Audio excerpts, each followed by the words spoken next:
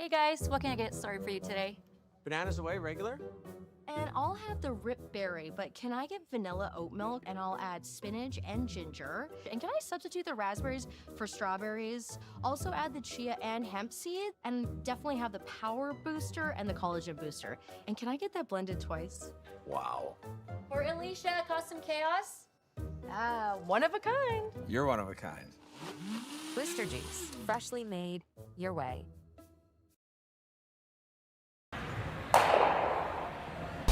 But this fall, new ones will emerge in the Tahoe Basin. Coleman, Mowat, Gushu, and more. November 4th through 9th, the Grand Slam of Curling's first ever event in the U.S. is coming to Lake Tahoe, where the greatest rock stars on earth unite for 6 days of incredible curling. Celebrity tour tickets at theGrandSlamOfCurling.com. Let's rock.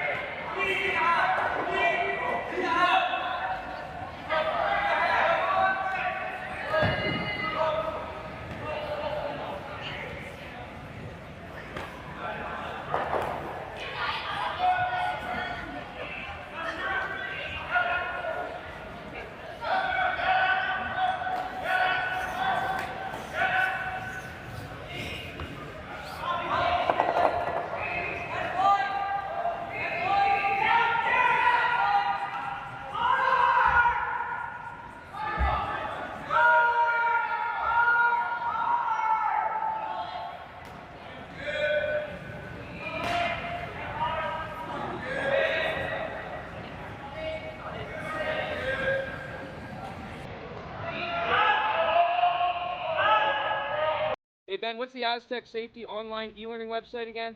Yeah, that would be aztecsafety.com.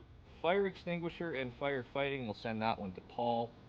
Ah, now here's a course I should probably take. Conflict resolution. Power line safety. Yeah, I thought it might help me with my line calls. Did you know this Aztec website has over 100 safety courses? Jeez. Aztec Safety online course. Ground disturbance. Could have used that a few seconds ago.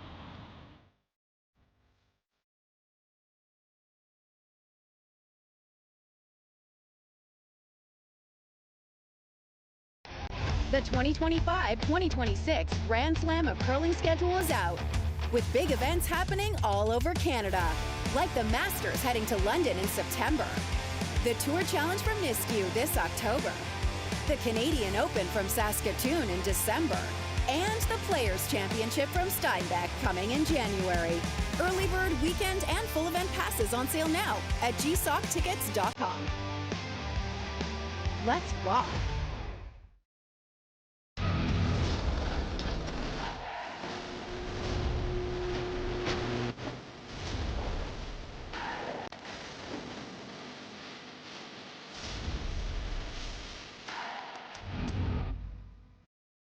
Live curling rocks. And this November, the best in the world are coming to Tahoe. Get your seats now at gsoctickets.com. But hurry, early bird pricing ends soon.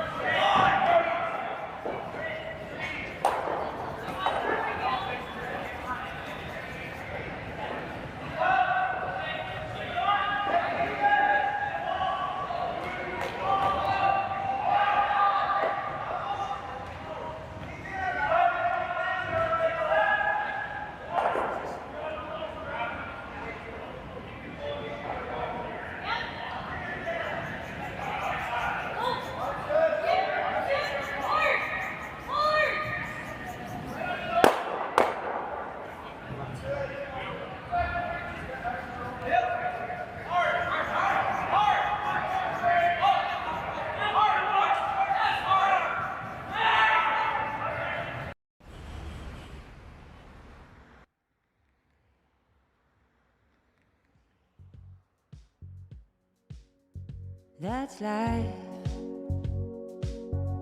That's what all the people say.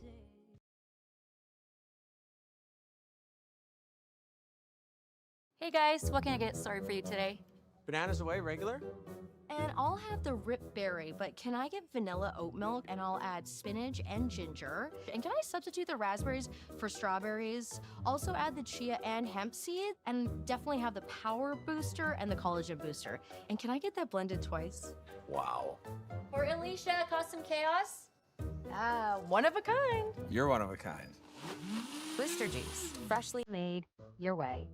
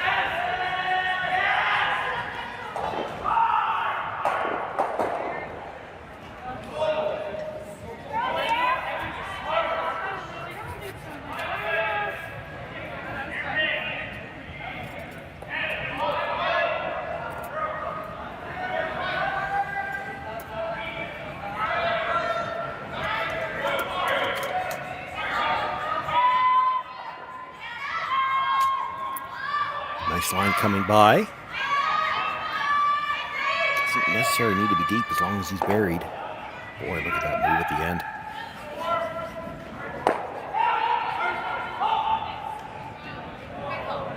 Still just the fifth stone of the end, so can't make a play on the guard. He'll look to come around one more time.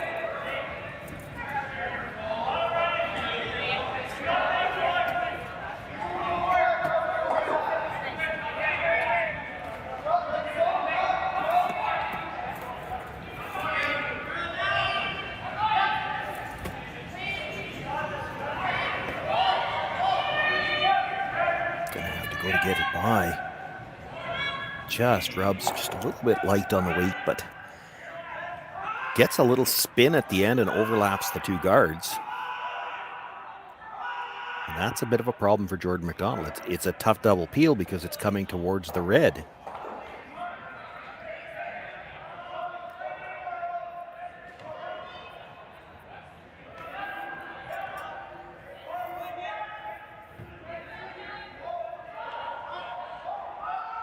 Maybe just hit the high one. That's what I'm looking at too, Jordan. You hit the high one, try to roll to a corner on the other side. He just can't leave that stagger there. That last little spin at the end actually worked out for the Van Amsterdam team.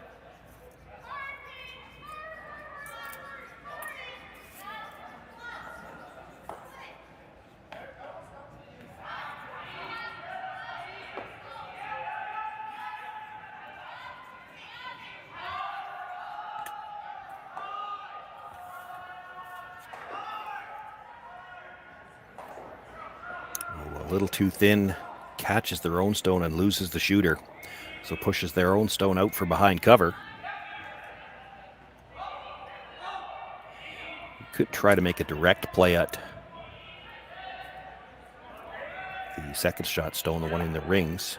Evans first thought, let's try to get rid of both of them. They're not that far apart, maybe 6 feet.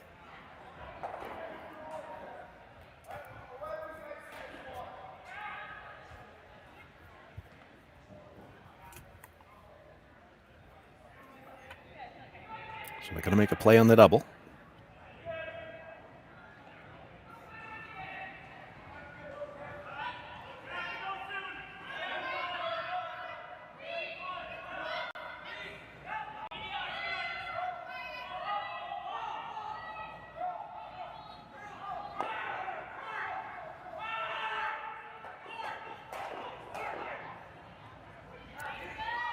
Jams it a little bit into the rings, into the 8-foot. Now it does get rid of the guards on the corner. And the stone in the 8-foot still wide open. Shot still belongs to Van Amsterdam at the back of the 4-foot.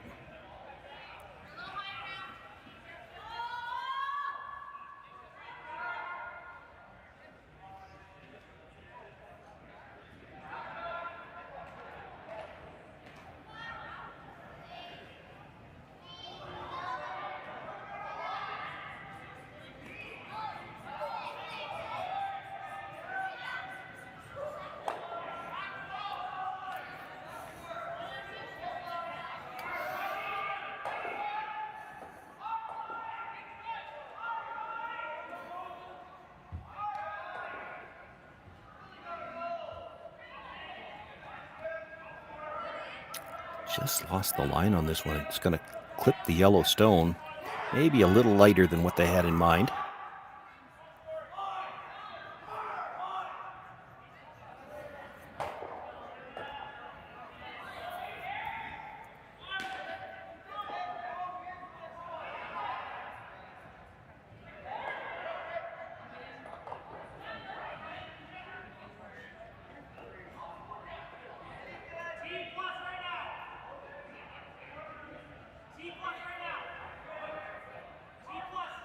Down to third stones now. It's Jeremy Hardy looking to come down, make the nose hit on that.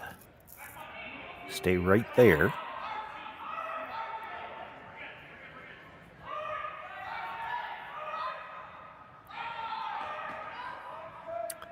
Has to get by the front one. Can flop underneath a little bit. Well, that's a great result. Jordon McDonald probably going to have to play some kind of run now. The good news for McDonald, you play the red onto the yellow, you might be able to stay in behind cover for second shot.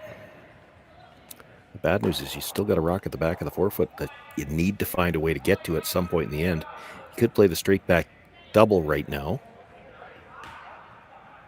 on the rock that's just biting the top of the 12.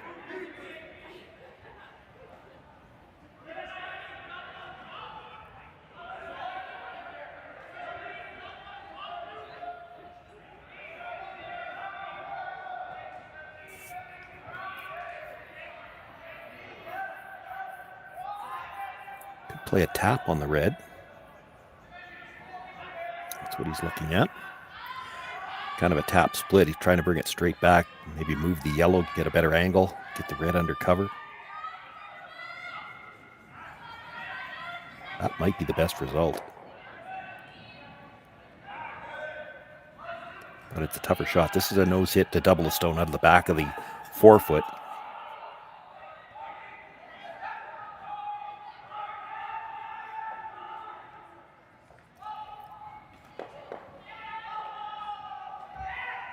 Close. Clips the one out of the back and does get rid of the 2 yellows. Just the 1 yellow stone in the rings now belongs to Evan Van Amsterdam, half under cover, and it is shot rock.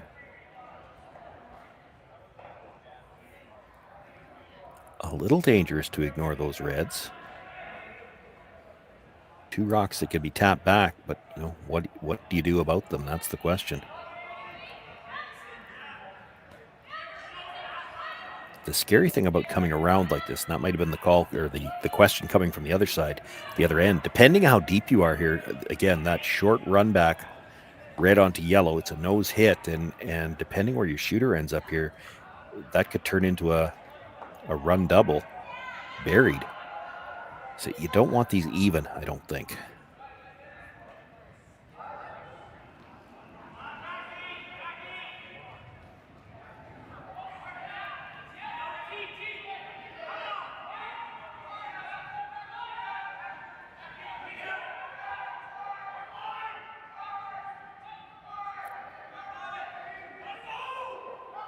Sweep early was for line. You see it just gets by.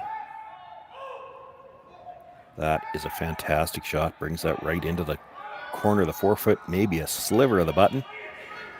And now you can see that's a steep angle. If you were to play that red onto the yellow, it's pretty tough to make the double. It's possible. It's really thin on the yellow, though.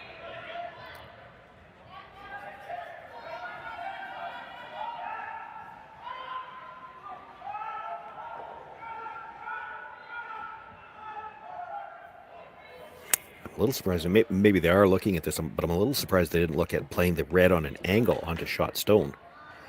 And you should get your shooter out of the way. You might even get it into the rings, and the yellow at the top of the 8 would be wide open.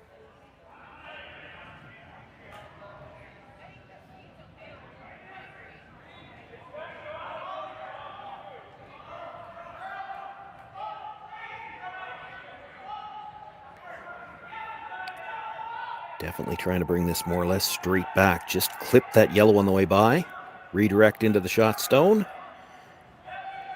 A little bad luck in that they spun up when they did that. I'm not sure who shot rock. If I was wagering, I would say it's the yellow still at the back of the 8-foot. Fortunately, I don't have anybody here to bet with, so I don't have to take that risk.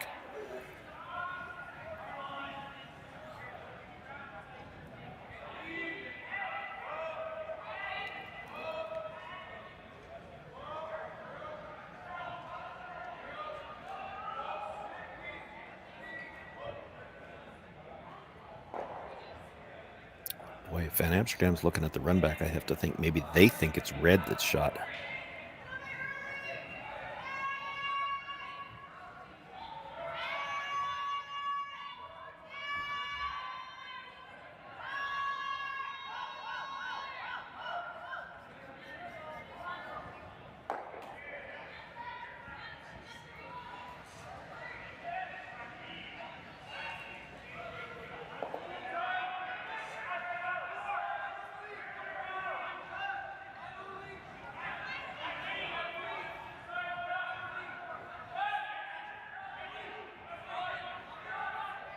He's going to play the yellow guard back.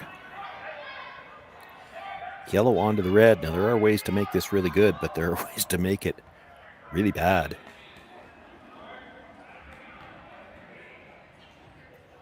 Hard to tell from the camera angle if there's any way you could drive it by the red and clip the yellow at the back. Certainly, if you get inside the nose at all, it's going to be yellow onto red onto the yellow at the back.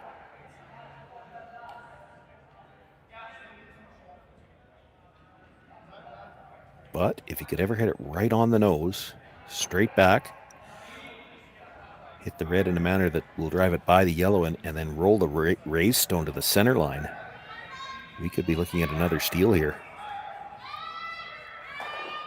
Yeah, but he's going to over curl. Does manage to spill everything out of the 4-foot area, but that leaves Jordon McDonald a chance at least to get around.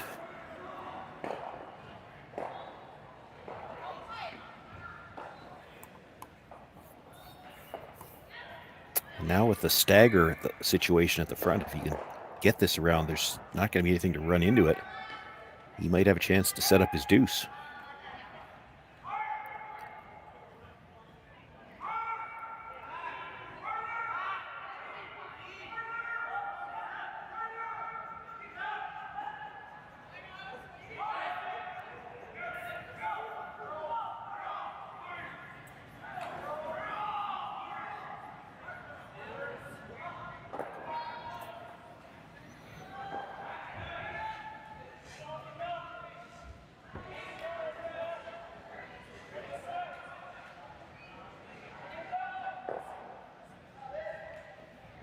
Big shot here for Jordon McDonald in the third end, already trailing 3-0, but out of nowhere, he was in trouble most of this end too, and may have a chance to generate a deuce here. Needs to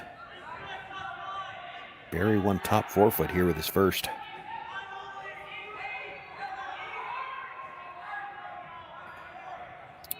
If the weight's right, these will just absolutely walk sideways at the end. Plenty of room coming by. Does not want to be behind the tee line. That would be the get out of jail free card, and might have stopped just in time. Evan can certainly follow it down, and there was plenty of room by the guard. If he can get to the inside at all, he can probably be shot rock. Even if he's just to the face, it makes any kind of shot for two very difficult. On the side of the sheet that we really haven't been drawing on this end, so it would be a bit of a guess too.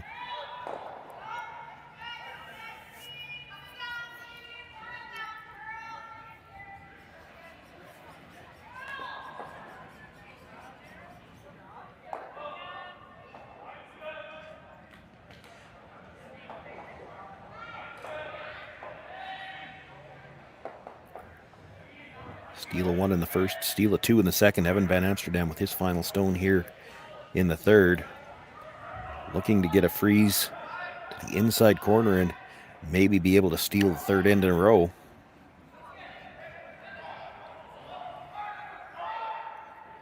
Definitely looks to have tighter line coming in than Jordan did just a moment ago. Oh, did they lose it? No, they got it by. He will get to the inside, taps the red back just a little bit, and he does have shot rock.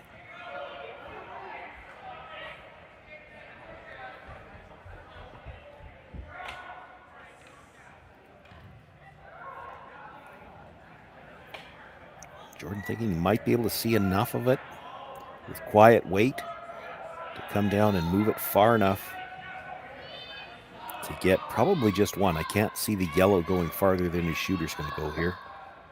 This is tough.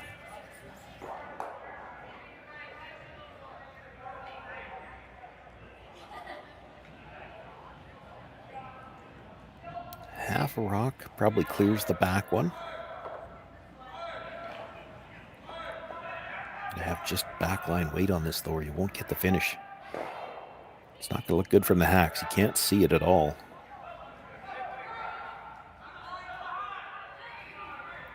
Sweepers have to be so ready on this one from both sides. You just never know whether you're holding it straight or carving. Got to make sure you're by, and then they may have to carve it at the end. By the front one. Catches the yellow. Now which stone's going to roll farther? What an outstanding shot. He manages to hold the shooter for the second point. Jordon McDonald, after giving up back-to-back steals, picks up a deuce of his own in the third end. Closes the gap to 3-2. Evan Van Amsterdam will have last rock for the first time in this game when we come back for the fourth. Imagine being able to stream every curling game from every sheet from any event, be it your Wednesday league game, bonspiel, or corporate event. Curling Stadium offers an all-inclusive streaming solution featuring high-quality cameras, ease of use, great reliability, and minimal installation. Offering your sponsors customizable ad space on your streamed curling games and being able to sell video packages to your corporate events for increased revenue. With Curling Stadium, you can stream to any device, be it your mobile phone, tablet, or computer. Push the feed to your desired platform, be it Facebook, YouTube, or any other social media. Curling Stadium is simply the way forward. Where it's commonplace in other sports to televise every game, we want to do the same. Curling is a global sport, and it's time it gets the coverage it needs. Make your curling club the next Curling Stadium. The rock faces around Lake Tahoe are legendary. But this fall, new ones will emerge in the Tahoe Basin. Homet, Moe, Gushu, and more. November 4th through 9th, the Grand Slam of Curling's first ever event in the U.S. is coming to Lake Tahoe, where the greatest rock stars on earth unite for 6 days of incredible curling, celebrity appearances, and off-break curl parties you won't want to miss. Get your tickets at thegrandslamofcurling.com. Let's rock!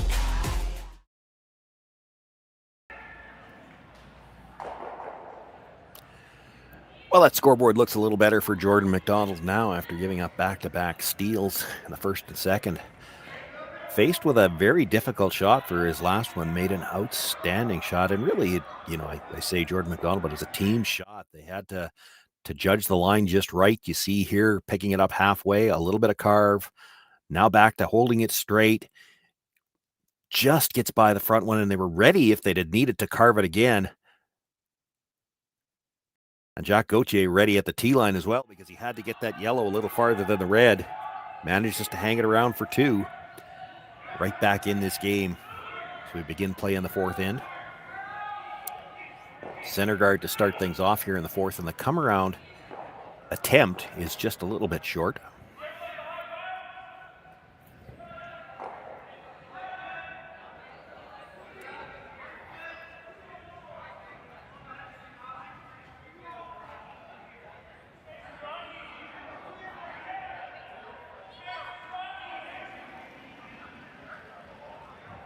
Cameron Olofsson tasked with coming around the guard. He's got a nice line. They'll slide just a little bit deep. Gives Brad Thiessen a chance to follow it down.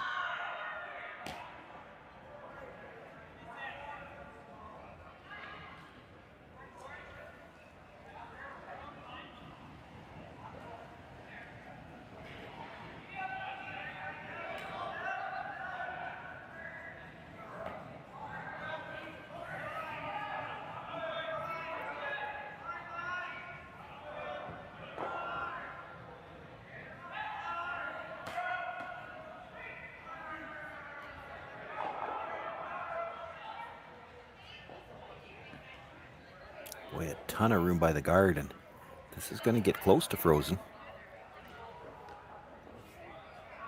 Well, got enough of it that I think the yellow might be shot. Regardless, I expect both of those rocks are going to get moved before the end is over.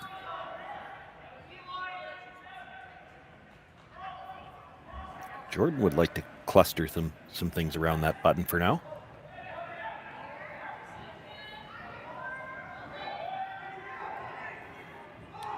Love to see just about the exact same weight on this one as they had on their last one. Different thrower. Get to the inside of that yellow, jiggle it just enough so that it's not overlapped anymore.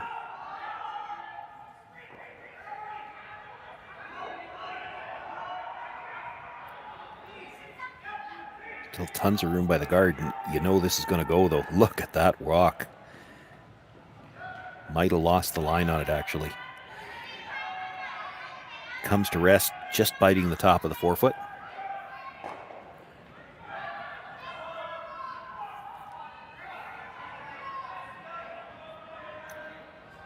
And Amsterdam looking at the short run yellow onto red. If you hit it just right, you could kill both reds in the rings, pardon me.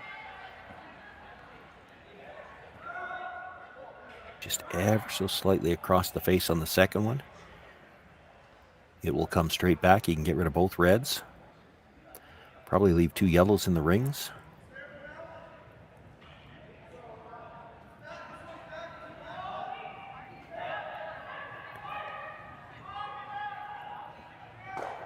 Gets one, gets two, does catch the third one.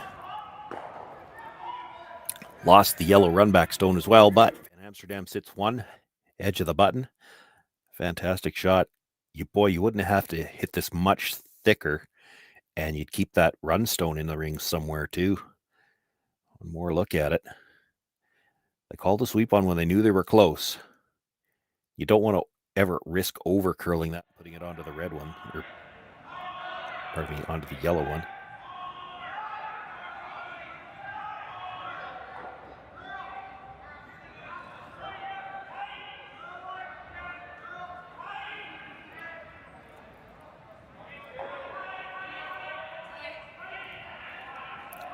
Looking for the freeze again. A little closer to the nose this time.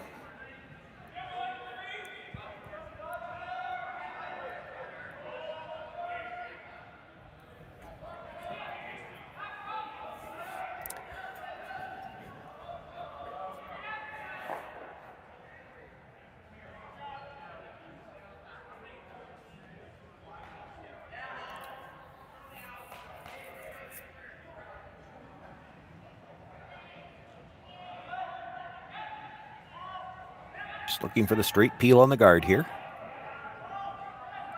Guess if you were really greedy, you might try to come across and just nudge that into the rings like that. Great shot.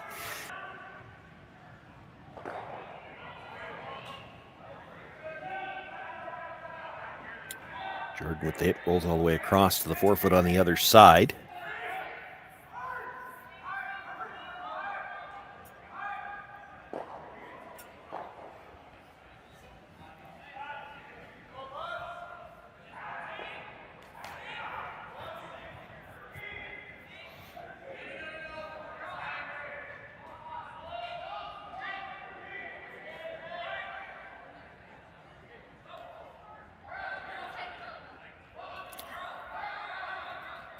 So the teams will try to exchange hits here and see if we can carry this through to a blank. We'll say that, you know, when you're playing with time clocks, not playing with time clocks here, a lot of times the skip will stay down at the other end. Jordon did that here. Kind of that bank a little bit of time.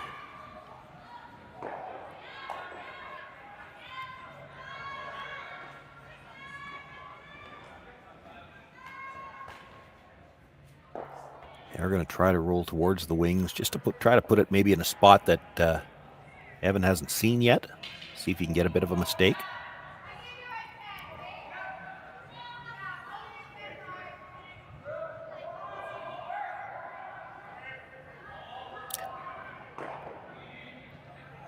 Well, that's not the roll they were looking for. This will be a piece of ice that Evan knows very well.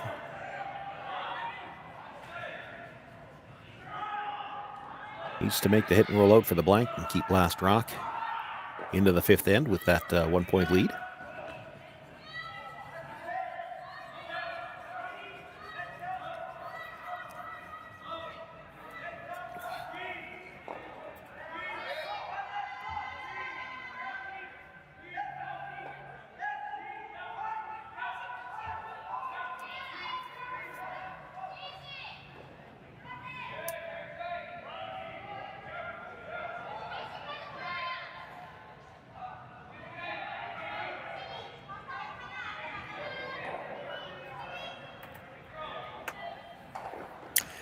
And we do have a blank here. First one of the game, first one of the Bonspiel for me. 3-2 for Van Amsterdam after 4 ends of play. He will have Last Rock once more in the fifth.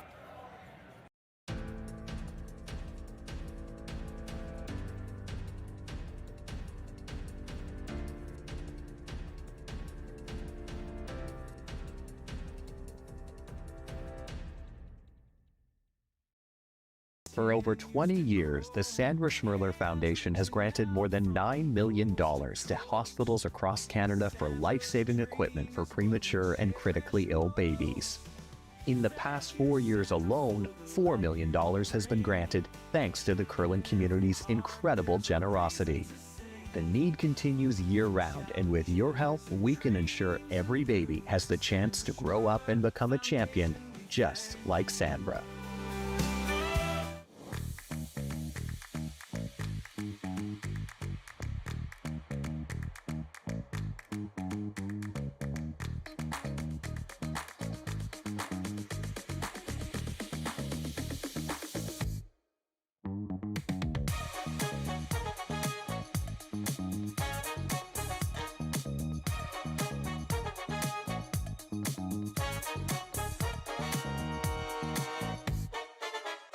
Welcome to the RockShop.net, the official store for the Grand Slam of curling. Whether you're looking for the best hats, stylish clothing, fun toys, or unique accessories, the Rock Shop has it all.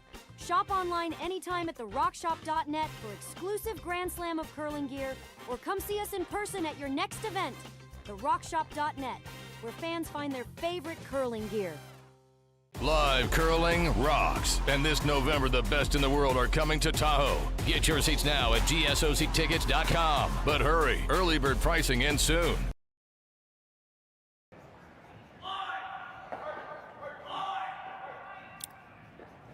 Fifth end underway here from the Saville Center in Edmonton. It is the Saville Shootout on the Curling Stadium Network. Thank you all for joining us this evening and throughout the weekend. Just 2 draws left in round robin play. 20 men's teams, 20 women's teams began play 8 a.m. yesterday morning, looking for a spot in the playoffs beginning tomorrow. 8 women's and 8 men's teams through to their respective playoffs. And a lot still to be decided over these last 2 draws. There's quite a congregation of teams on the men's side that could still end up in the playoffs, including both of the teams in this matchup here on Sheet 5. Both coming in with a record of 2-1. The winner of this one should be safely into the playoffs at 3-1.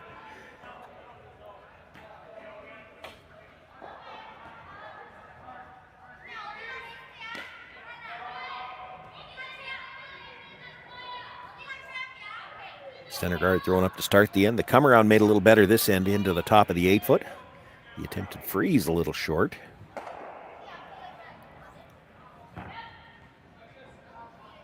Now Brad Thiessen will look to come around everything.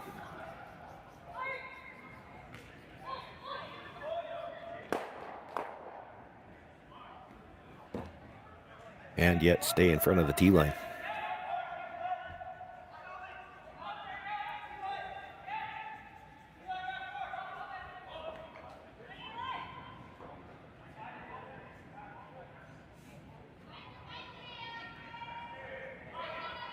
Got the come around everything part, but this is going to slide to the back.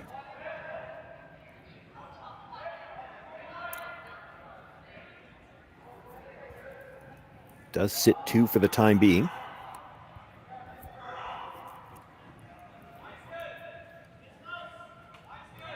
Elias Hamanicki will look to come around, and this is the 5th stone of the end, so you might see some hits right after this. I have to think Evan can't be happy with all the rocks clustered at the center line so far.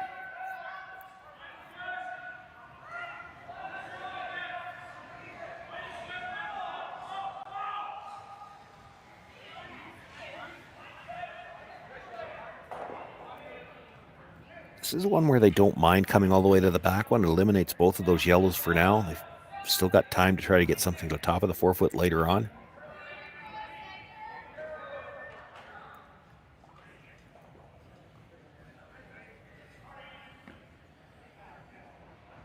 You knew Evan was going to start playing hits. Looks like he's going to play the double peel, which might take that yellow out of the top 8-foot as well.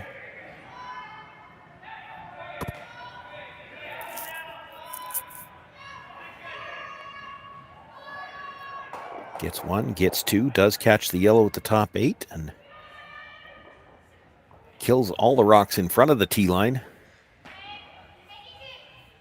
It is McDonald sitting 1 at the back 4. And looking for the center guard.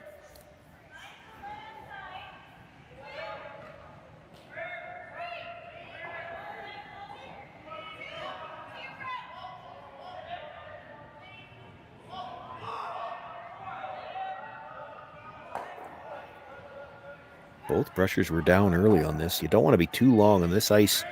We've seen it all game long, all weekend long. The amount of late curl there is. A high guard by itself doesn't really protect much.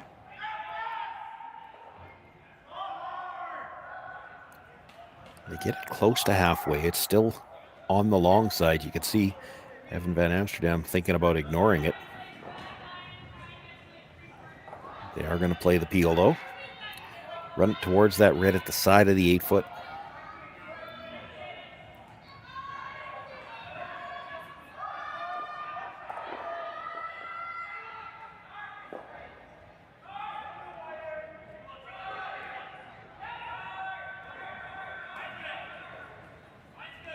This might have been a little tight. Going to be awfully close to the nose. Clips the rocks at the back, and now it's McDonald sitting 2, and he left a center guard up there, just an inch or 2 off center, but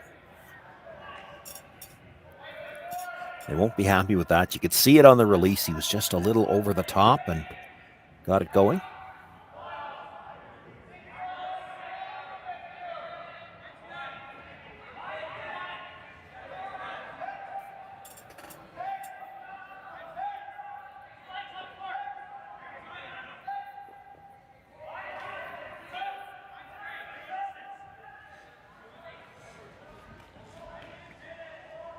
See now if the McDonald team can take advantage.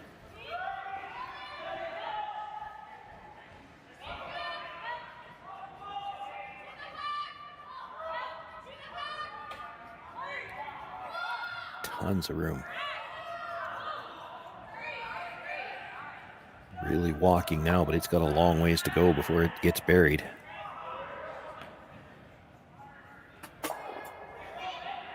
In the end, they were just hoping it would die so they could leave a little more separation. The double is coming.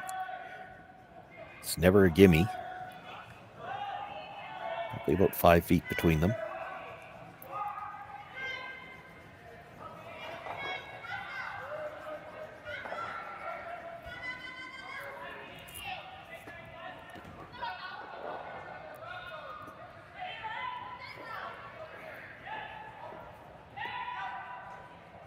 These more or less straight back ones are always seem to be just a little tougher than they look. He makes it look easy. You hit it just off the nose. One side you jam it, just off the nose the other side you drive it by. That was a fantastic shot. Jordon McDonald helping us out, tells us the red is shot rock. How hard do you want to gamble? Do you ignore that yellow stone or you try to hit and roll in off of it?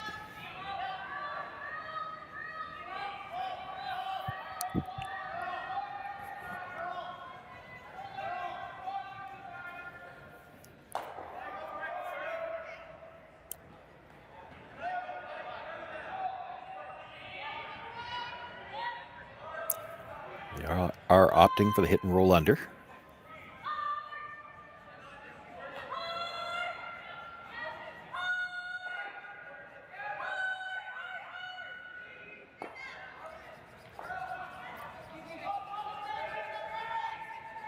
On the brush right away to hold it straight. Then they carved a bit, and we've seen this McDonald team a few times in this game carve rocks maybe just a shade too early. He rolls past the guard in this case.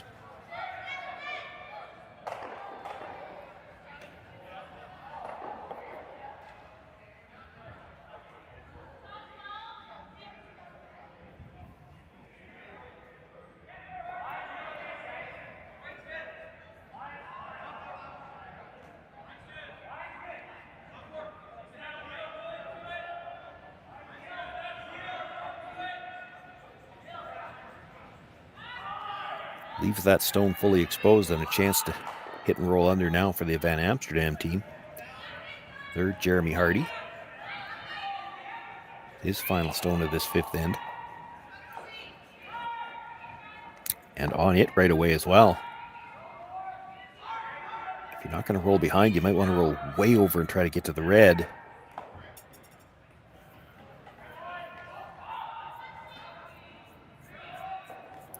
If they were going to try that, they would have needed to decide a little bit sooner. Does pop out just into the open. Another chance for Jordon McDonald to try to get under cover.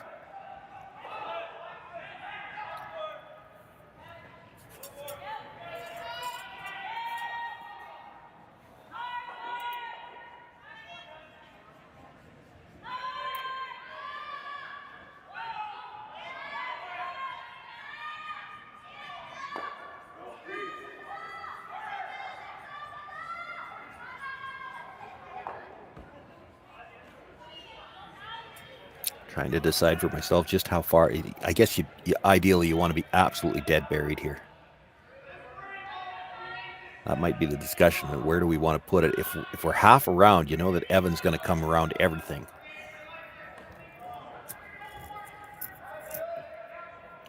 If you nose hit it, I don't think you can hit and roll behind and be shot rock anymore. You might be okay with that.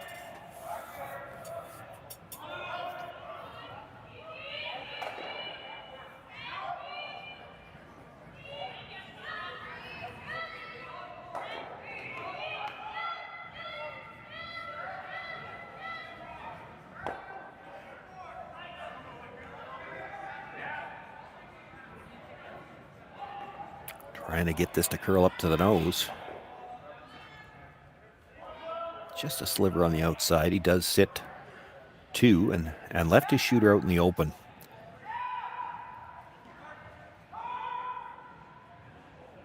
But he He rolled a little bit to the outside. I'm not sure. If Evan makes the roll undercover, he might be shot rock. It'd be close.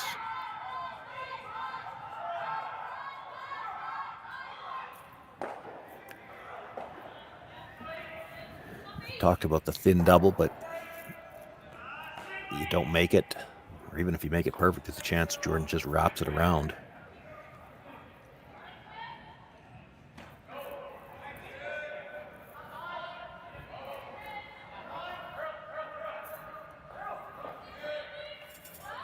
I think if he was sure he could get shot on the hit and roll on the top one, he'd be playing it for sure.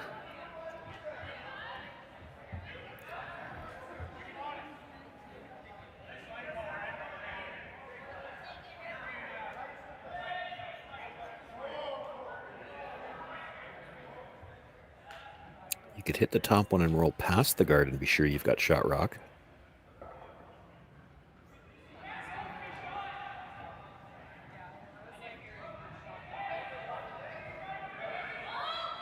The danger in hitting the side one and rolling to the back of the forefoot, and that's what they're talking about. You leave the chance to freeze to it around the in-turn side. Boy, that's what they're going to play. This does carry some risk with it.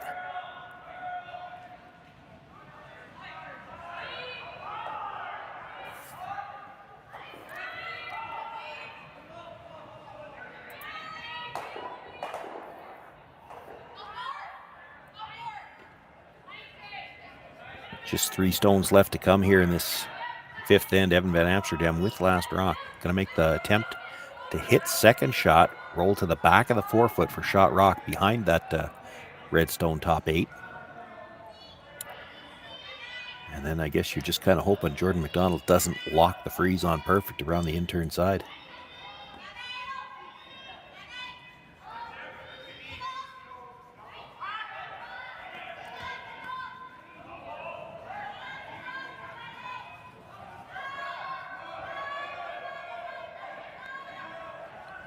Needs it to curl at the end. Maybe overswept it a little early. He'll make the hit, but stays right there. It does kind of matter who's got shot rock here.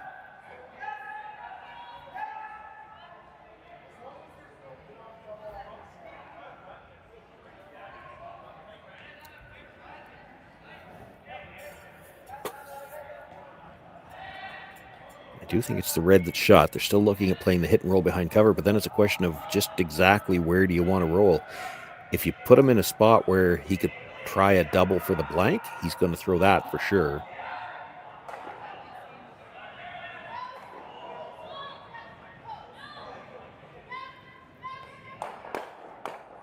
So I think the discussion there was, is there a way we can roll to just half a rock buried on the broom side?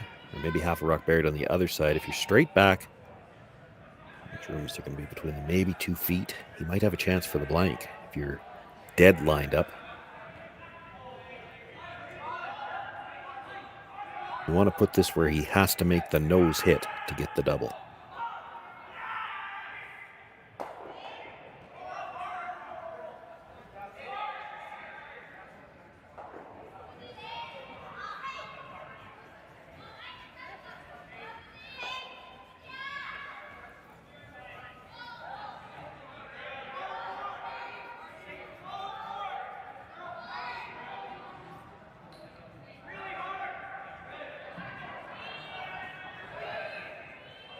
Gonna need to curl to get any kind of roll at all.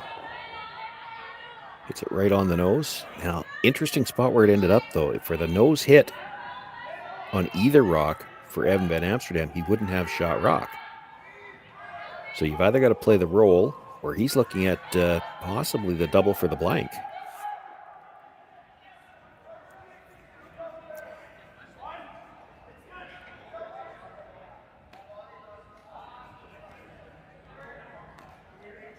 Hard to imagine hitting this so thin that you missed the second rock. The bigger worry is you hit the first one too thick, you might go over the top of the second one altogether and give up the steal.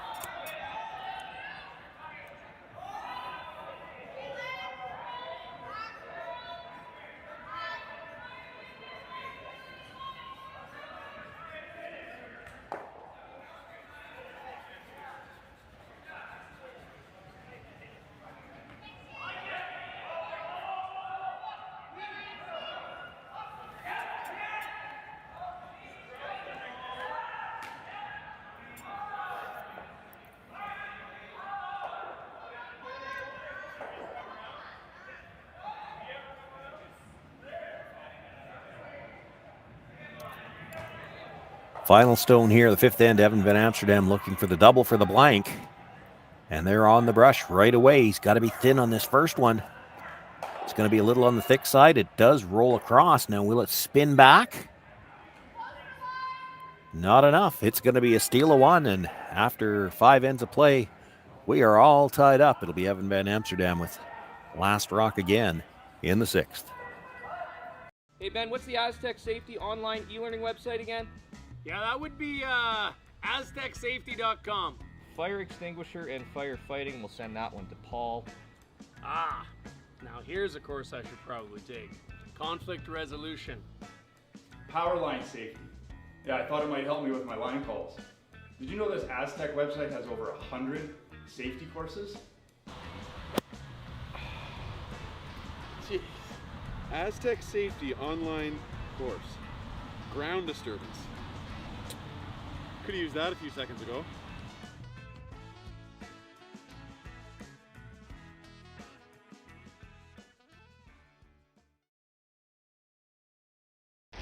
The 2025-2026 Grand Slam of Curling schedule is out, with big events happening all over Canada, like the Masters heading to London in September, the Tour Challenge from Nisku this October, the Canadian Open from Saskatoon in December, and the Players' Championship from Steinbach coming in January.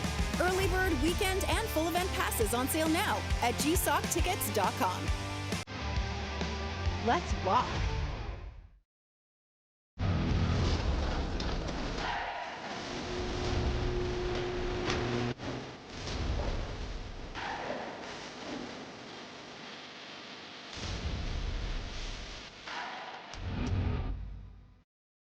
Live curling rocks. And this November, the best in the world are coming to Tahoe. Get your seats now at gsoctickets.com. But hurry, early bird pricing ends soon.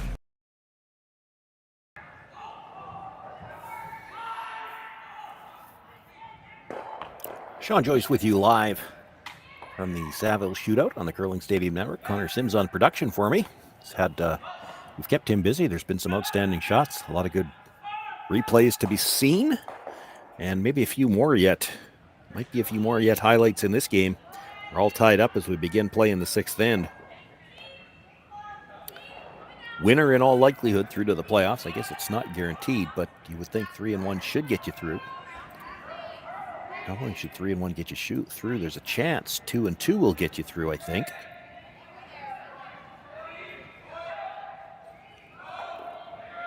A lot of games yet to be played. We're only in the second last draw, and it is tight.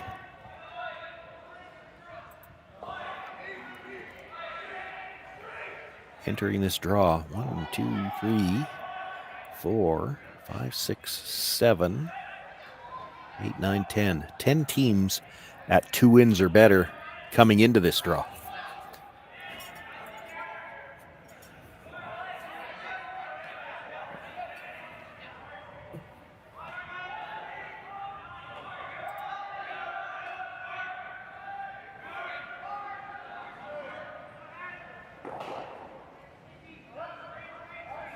Continue to stay with us here on the Curling Stadium Network. We'll have all of the action for you.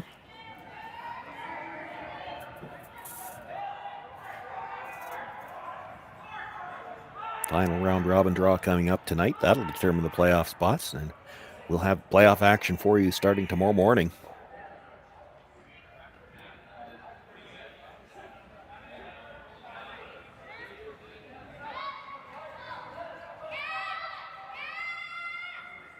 Glance at the arena and so many of these games with playoff implications. I'm not sure if there's anybody out there where both teams are eliminated yet.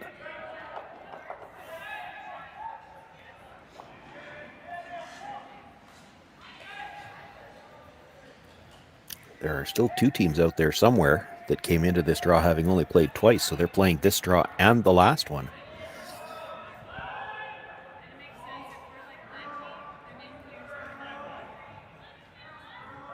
Nice weight on that freeze attempt. Just doesn't get the line.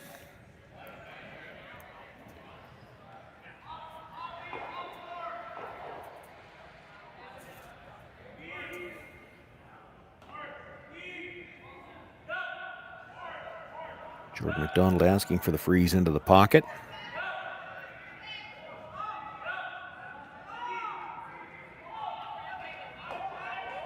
And Amsterdam really needs to shake off that steal from the last end. He's still in a really good position. You're tied up, playing the home end, the 6th. You've got last rock, so presumably you've got 2 hammers to 1. Jordon McDonald, in a perfect world, he'd love to see a blank, but it's hard to force a blank when you're the team without last rock.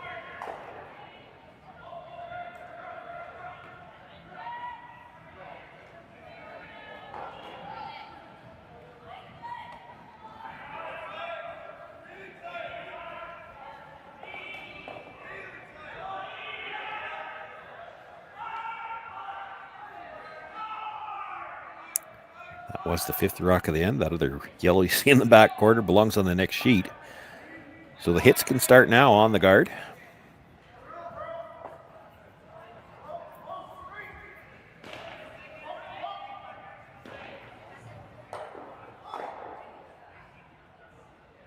Looking to make something move in the rings, but they'll just get the peel on the guard. That's not a bad result.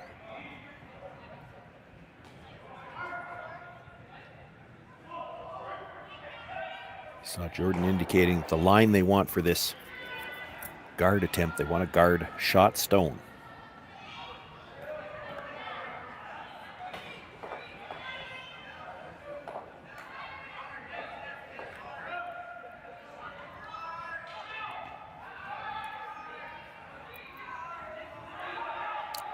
Inside brusher was down right away.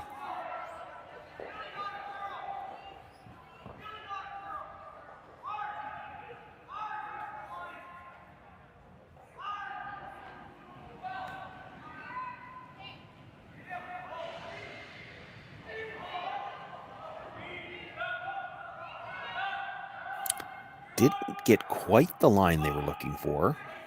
Evan might still opt to peel the guard, but he does have a shot at the shot stone right now. The guard's really long as well.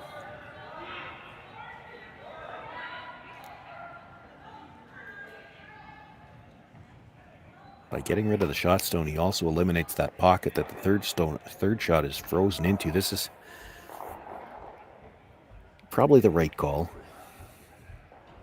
That guard's a little too long and didn't get the line they were looking for.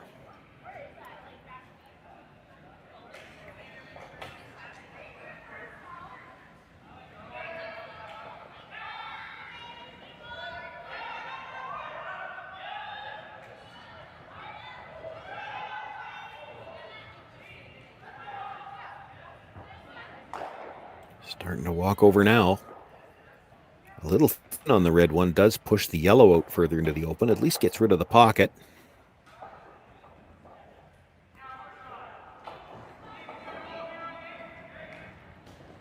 Jordon letting his teammates know they've got shot rock at the top of the 8-foot. Going to make a play on the yellow at the side of the 8th at his second shot. Roll in, you could get 3 in a row behind the guard. Not leaving enough of any of them, I don't think, to make a double. Got to get these 3 reds lined up, though, to do that.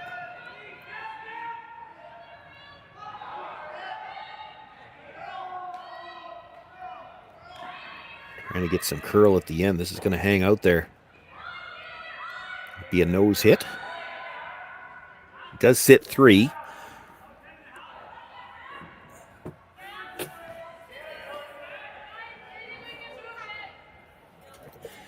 The guard is long. Van Amsterdam looking at making a play on shot stone and roll towards the one that was just delivered.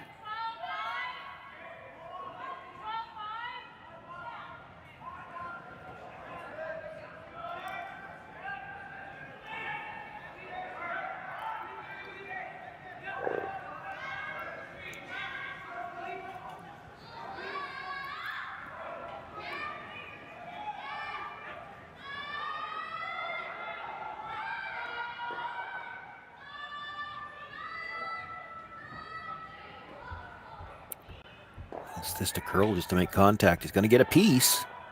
Touches the second one.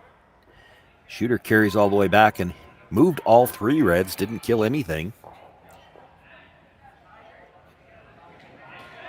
McDonald stone at the top of the 4-foot definitely shot rock. Hard to say who's second. Jordan thinks it might be them. I'm not sure it matters. I think you're playing the guard here regardless.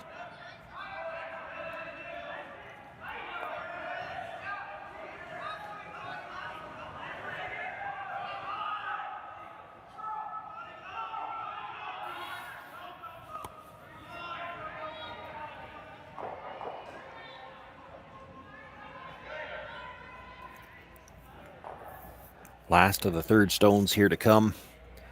In the sixth, Gauthier was with his attempting to throw the guard. I don't think there's going to be a port left for any kind of a draw. Not that they'd be playing it now anyway. They're going to try to move some rocks out front.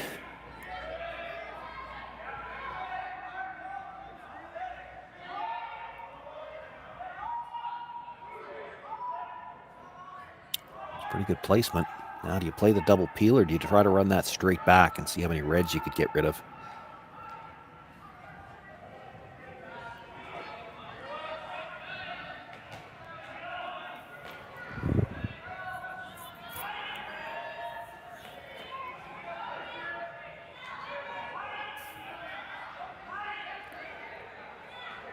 We talked about all the options, and they are going to try to get this more or less straight back.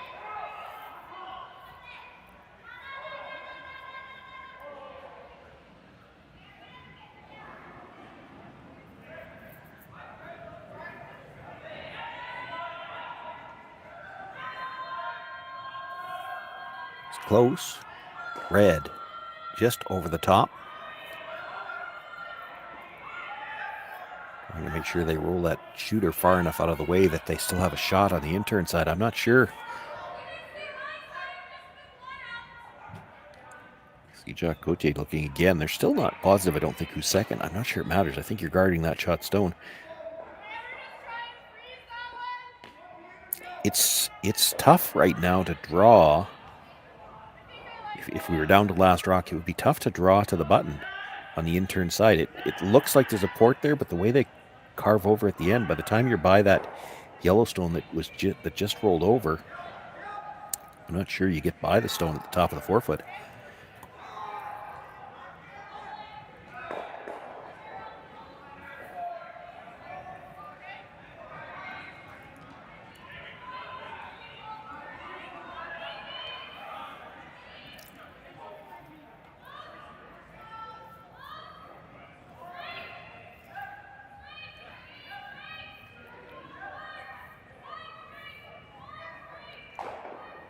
I'll tell you what, the two teams as we play here in the sixth might be tied 3-3, but the Hammer is down 4-2, and Jordon McDonald looking to set up another steal for himself here in the sixth.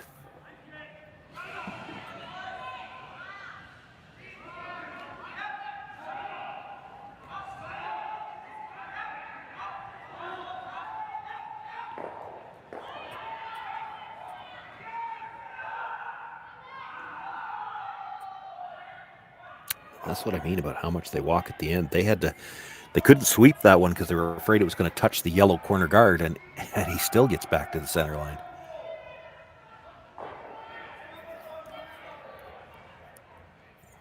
You might have to play the double peel now just to make sure you've got room to get in with your last one.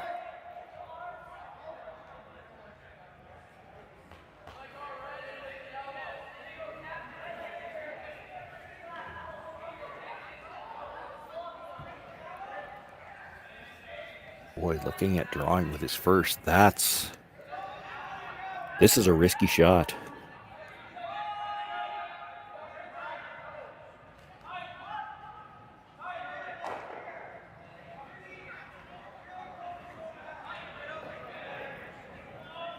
You make this really good where you'd have to make it to be shot. There's probably still a shot for Jordon McDonald to come down, move it back about 6-8 inches. He could be sitting 2 and really no good shot to get them out. This is tough.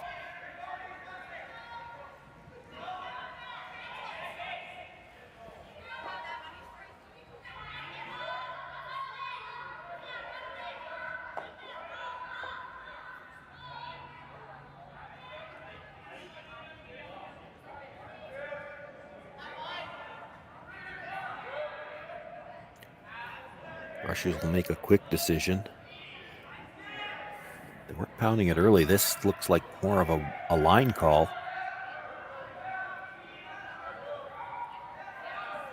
Got to get by the red at the top of the forefoot yet.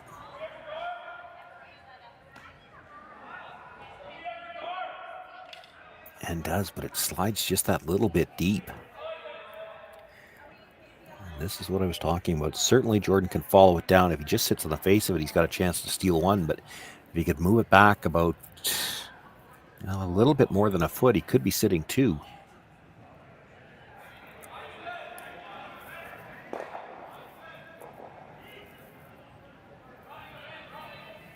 And as difficult as that does look, we know on this ice it's there.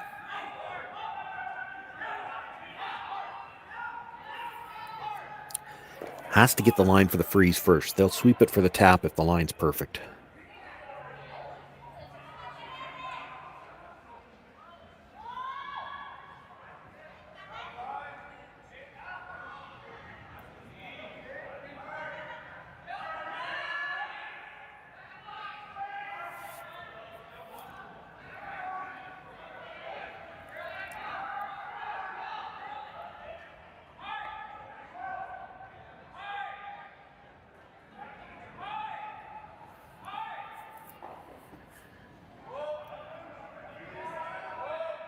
Jordon McDonald has not led in this game. A chance with his final stone here in the sixth to set up the steal that would give him the lead for the first time.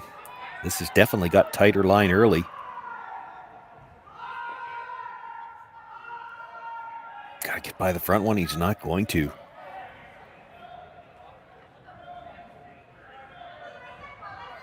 And that actually gives Evan maybe just a little bit more room. Come down, he needs to make the same shot basically that he threw on his first one. He could pick up a deuce here.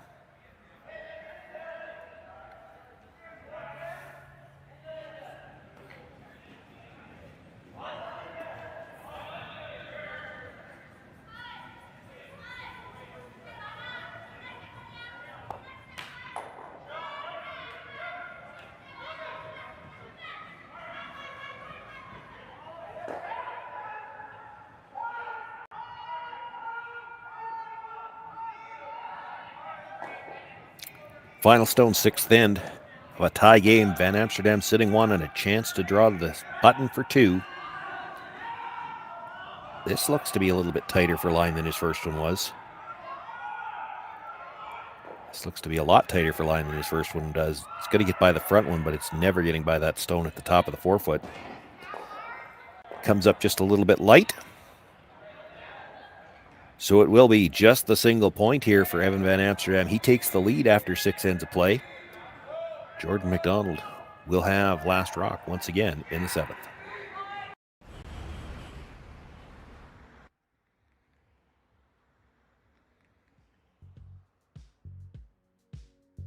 That's life. That's what all the people say.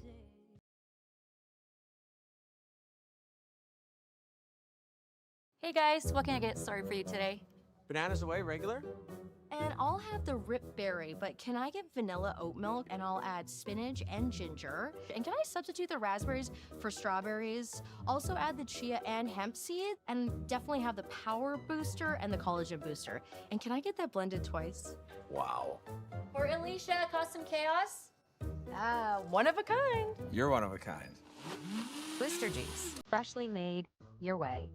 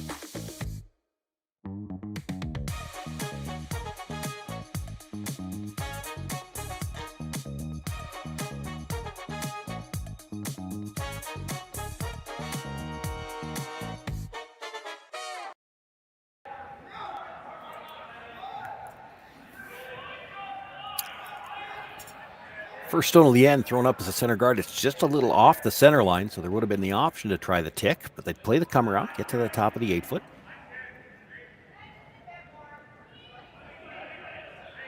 Brad Thiessen now will be asked to come down, corner freeze the red.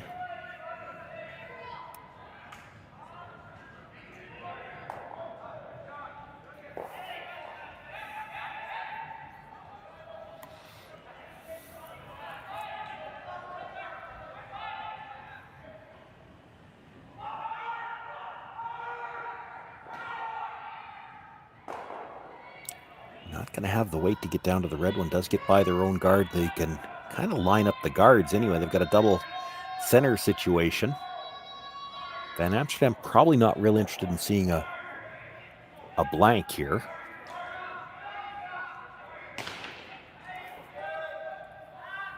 Evan would like to see a single point scored either way.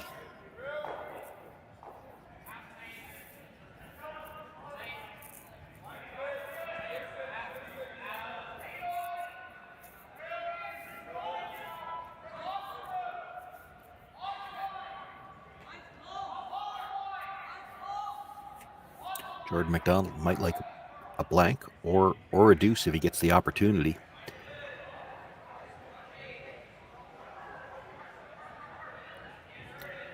Got a nice setup so far, sitting 2 behind cover to start this end.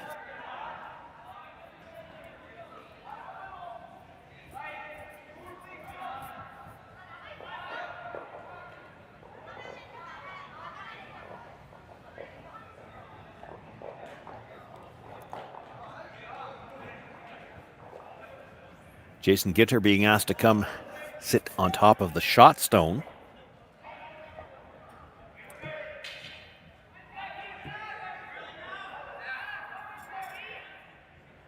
And I expect you'll see the peels begin.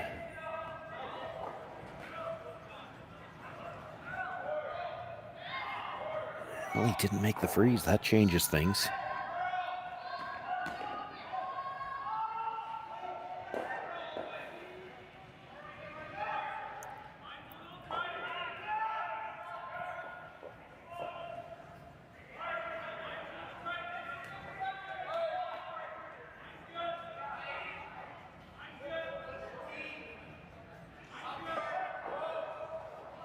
Jacques Gauthier going to take a look at the angles in the house.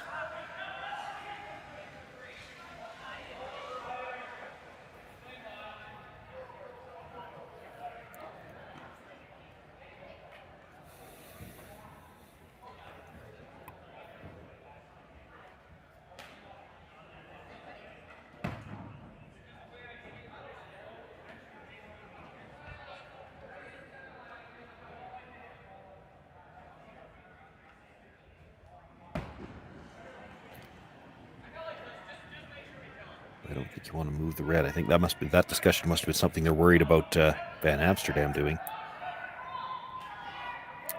The 2 shots they talked about were hit the yellow and roll to the outside. Not bad shot. You'd be sitting 3. They talked about corner freezing their own. Corner freezing the yellow, also an option. That's what I think they're going to settle on.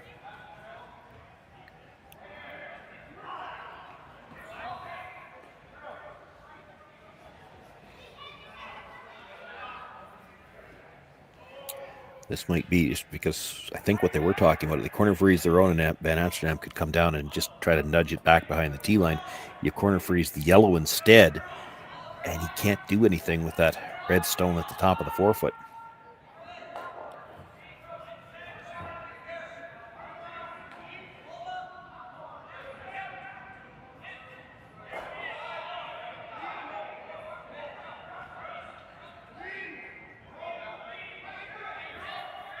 Ends up chiseling off the yellow a little bit and does get the corner free on the red.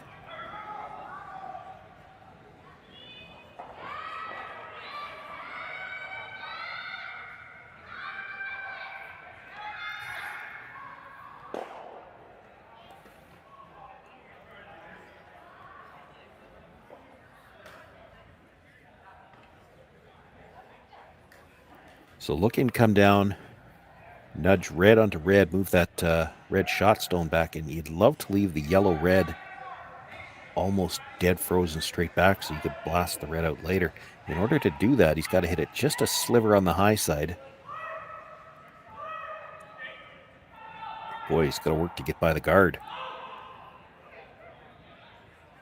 Oh, good job on the brushing. Does hit it just a sliver high and does stay dead in front of it. It is McDonald sitting one, but it is vulnerable with that yellow stone sitting right in front of it. One more look at this. Boy, when that started curling early, I wasn't sure they were getting by the front one. Great job on the brush by Brad Thiessen. Hits that just that little bit on the high side because you know the red's going to kick back and he ends up dead lined up.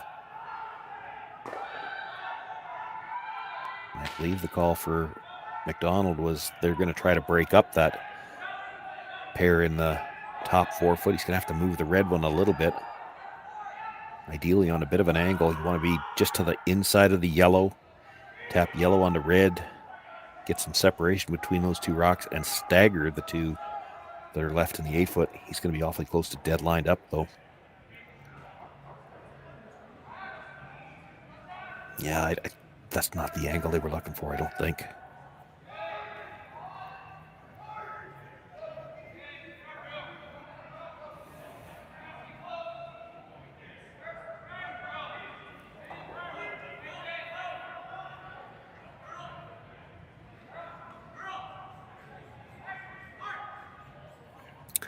Evan does have to be careful. I'm sure that's what the discussion is about here. Yes, you have the red yellow onto the shot stone, but you're going to leave a double on the two yellows in the 4 foot. And the reds are starting to pile up at the top. So what else do you have is the question.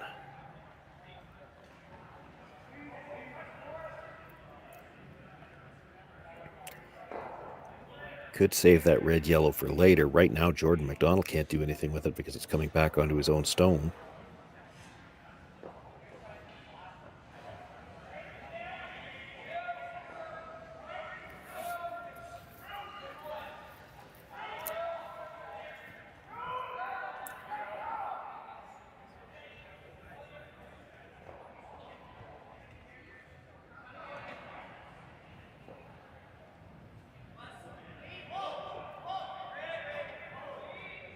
Jason Ginter, I think, looking at coming around on the interred side just to the top of the 8 foot and leave a stone in a position where you could angle it in later.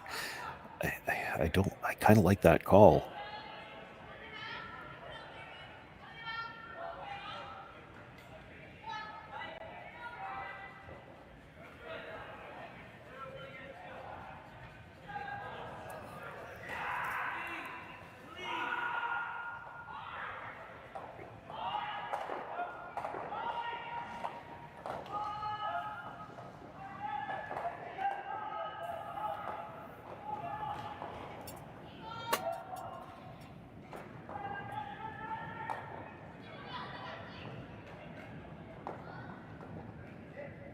Evan thinking about the guard. It kind of looks like Jason Ginter, who did play with Jacques Gauthier a couple of years ago. It might be asking Jacques what he wants to play, and I don't think he's going to get a straight answer like that.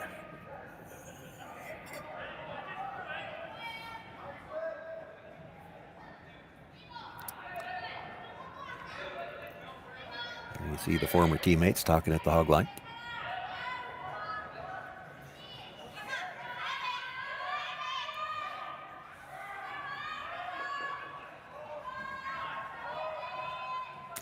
They talked about guarding the second shot stone on the edge of the 4 foot, and I don't hate that.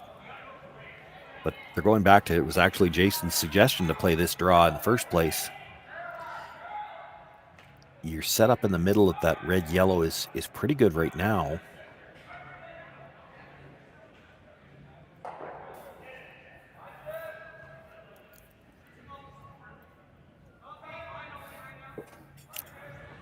Have to be so patient in these situations, and it is tough. You want to make a play to get shot rock, but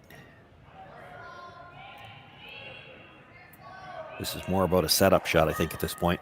You've got one setup in the middle. If you've got two ways in, you know you're going to have a shot later on in the end.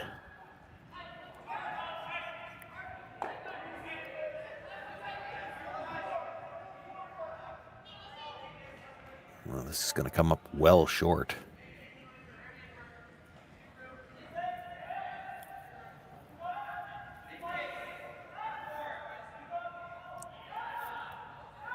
Jordon McDonald still has a problem here. That red-yellow straight back is still a problem. Can you get to the inside of that yellow in the forefoot enough to maybe take that away?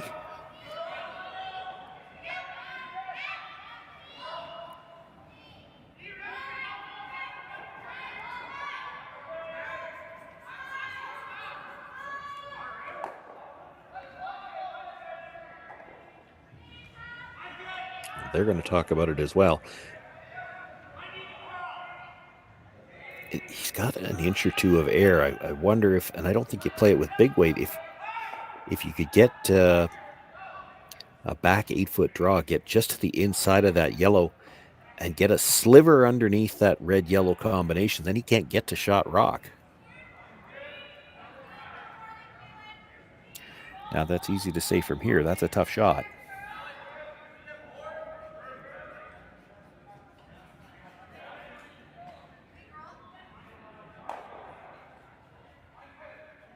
You got to get a good piece underneath or you're leaving a double on the reds.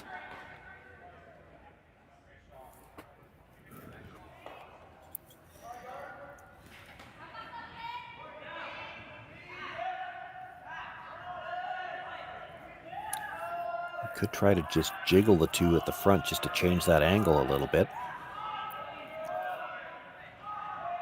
He's going to try to get that sliver to the inside. Maybe not even move it. Even dead freeze, corner the inside of the yellow.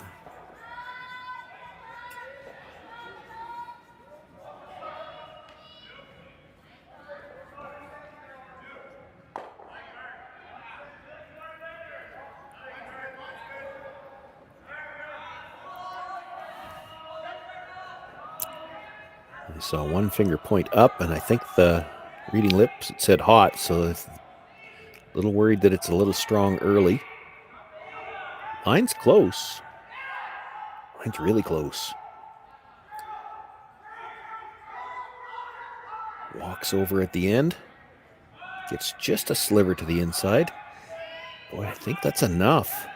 It looks like the red-yellow, if you played it, is going to touch that one that was just thrown. Now, you don't have to throw it with weight.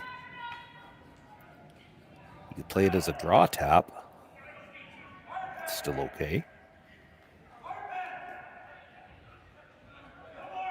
Can you get the rock that was just thrown by the yellow and double that red out of the button? Maybe. Maybe just. That's what they're looking at.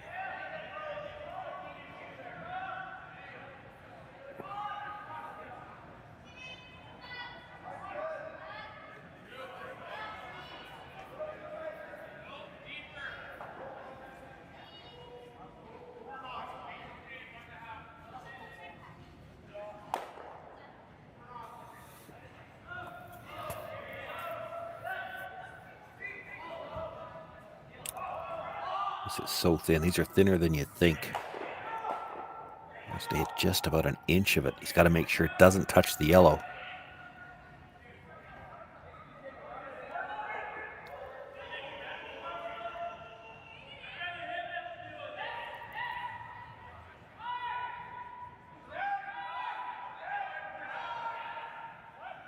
Working on it for line. He is going to double the yellow out.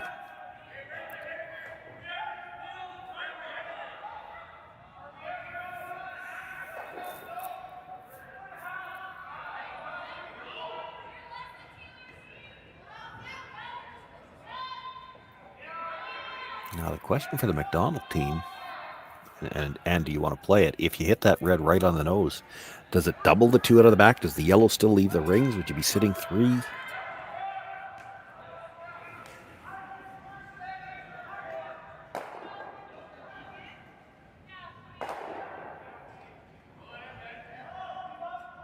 And what would the angles be like after the dust settles if you do decide to play that? You might force Evan Van Amsterdam to come right around everything, so what's going to be left?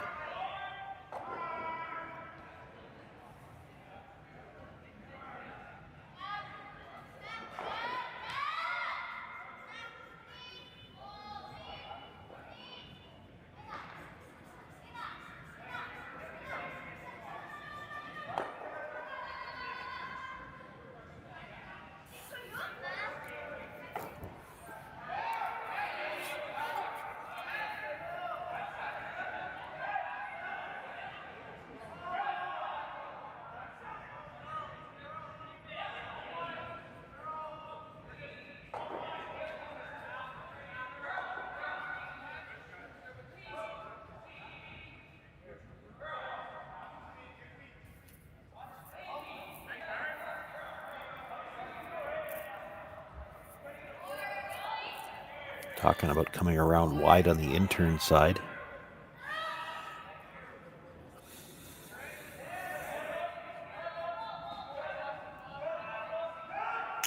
Talking about peeling some guards as well.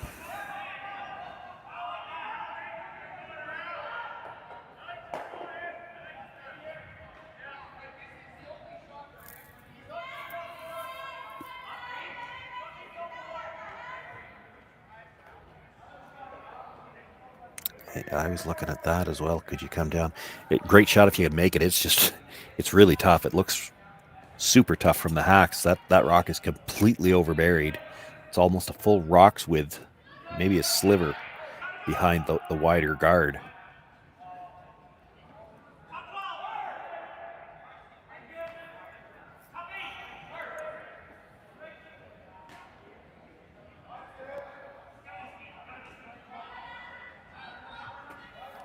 Could try to play some kind of jiggle on those ones in the middle just to change the angle, but that's so tough. You're going to leave everything overlapped.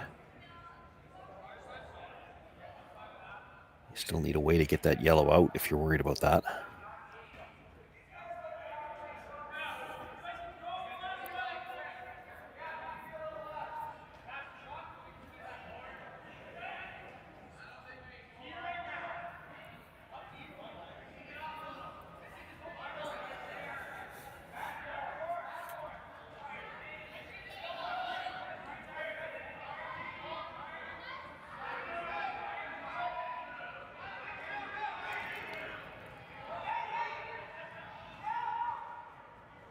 Kind of looks like they're looking at making a play on the guards.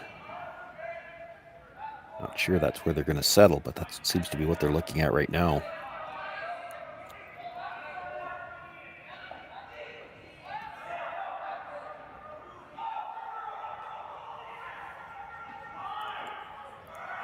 Try to get the high one across the face of the tighter one a little bit. Just double peel.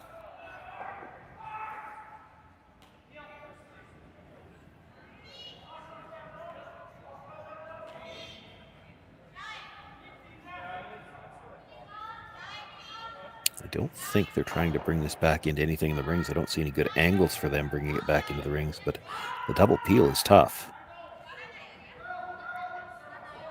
Not going to get the double peel they had in mind. That is interesting. They take away the tap for now.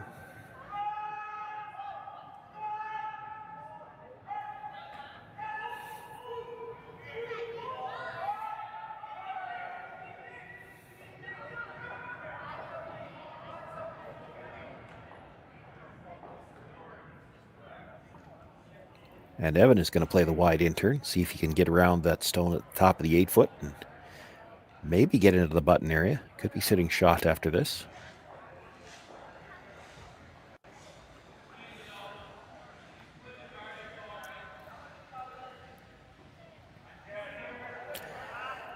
The concern has to be, and that might be what Jeremy Hardy's looking at, there's room now to get to that stone in the top of the 8-foot for Jordon McDonald. Chip it into the side of the yellow and still spin it into the 4-foot so he can get rid of that angle. That's what he's looking at. You make the play on the red into the side of the yellow and it spins into the top of the 4-foot. Not a shot they're looking at playing, a shot that they're worried about from the opposition. Evan already had his mind made up, though. We're going to play this draw. Make the draw good enough. That shot doesn't help them.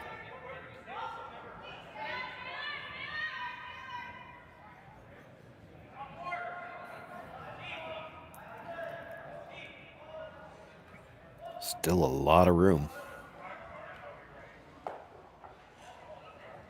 Starting to curl now. Curling hard now. Boy, they had backed away from this a little bit when it was way out there. Ends up in a pretty good spot.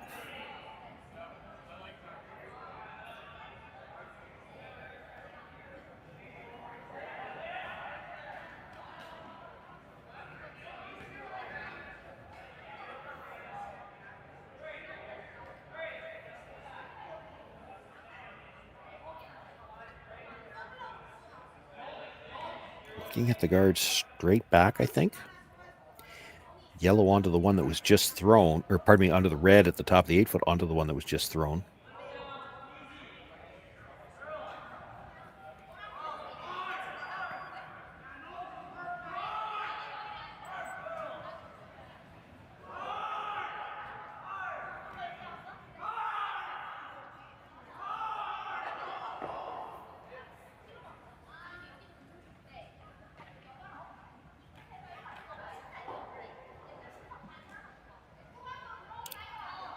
Tough shot, but if he makes it, he could be sitting 2 after the rocks all come to rest.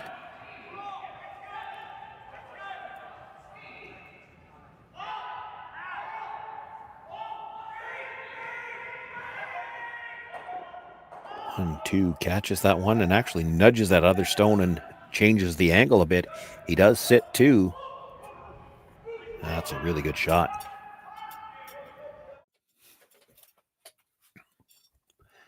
Opting to throw just the quiet weight on this. It's really more important where you hit it than how hard. They were coming straight back, catches the red, takes out the stone that was just delivered. That little nudge now, there's no good bump in the middle for Evan Van Amsterdam anymore. This is his last shot. You got a chance to draw. Out turn side they're looking at. The intern's probably still there again. It's a tough shot. And you're facing the possibility of giving up 3 now.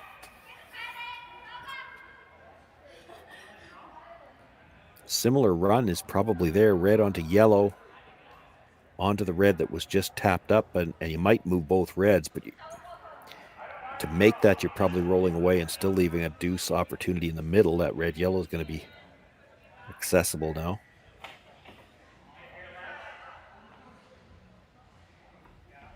I don't think you can see enough of the yellow to play it direct. Can only see about half. You need more than that. He's going to play that same in-turn draw, try to come right around everything. They had great line coming in on the last one, and then it just died on them. I think they were a little worried it was hanging out early.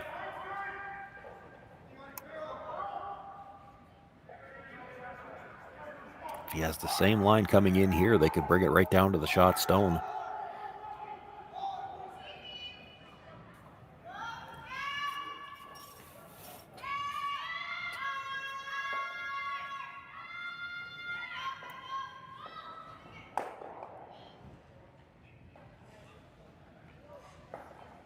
Facing 2 without last rock. This is the last stone for Evan Van Amsterdam here in the 7th. Needs that wide in-turn draw. Line is holding, but this is the same way the first one ran. They did seem to indicate he might be a little strong here. He might be a lot strong here. This has got to slow down. And it's not going to. Slides to the back 8. Well, you could almost argue Jacques Gauthier might have overswept that a little bit at the end. If you leave that just a little bit higher, you could probably come down to it for 3.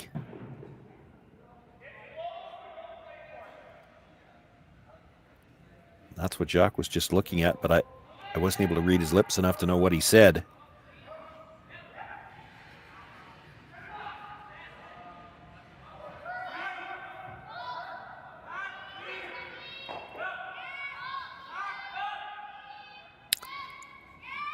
Jordon McDonald has not led yet in this game, but sitting 2 already as he trails by 1. Will take the lead coming home. The question now, will he be up by 1 or up by 2? Needs almost a bite of the 4-foot to pick up his 3 points here.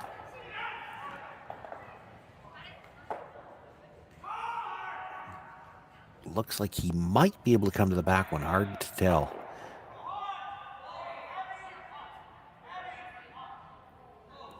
Pressure's indicating this might be a little firm as well. It's got plenty of rotation, so it should carry. They're trying to carve it over now, feeling like it's got the weight that it's to the back when they want to get to the nose. Not going to do that. It's just warm. We'll slide through the back. It is 2 points for Jordon McDonald. He does take the lead for the first time in this game. It's 5-4 for McDonald. After 7 ends of play, Van Amsterdam with last rock coming home. Imagine being able to stream every curling game from every sheet from any event, be it your Wednesday league game, bonspiel, or corporate event. Curling Stadium offers an all-inclusive streaming solution featuring high-quality cameras, ease of use, great reliability, and minimal installation. Offering your sponsors customizable ad space on your streamed curling games and being able to sell video packages to your corporate events for increased revenue. With Curling Stadium, you can stream to any device, be it your mobile phone, tablet, or computer. Push the feed to your desired platform, be it Facebook, YouTube, or any other social media. Curling Stadium is simply the way forward. Where it's commonplace in other sports to televise every game, we want to do the same. Curling is a global sport, and it's time it gets the coverage it needs. Make your curling club the next Curling Stadium. The rock faces around Lake Tahoe are legendary. But this fall, new ones will emerge in the Tahoe Basin. Homet, Mowat, Gushue, and more. November 4th through 9th, the Grand Slam of Curling's first ever event in the U.S. is coming to Lake Tahoe, where the greatest rock stars on earth unite for 6 days of incredible curling, celebrity appearances, and après curl parties you won't want to miss. Get your tickets at thegrandslamofcurling.com. Let's rock!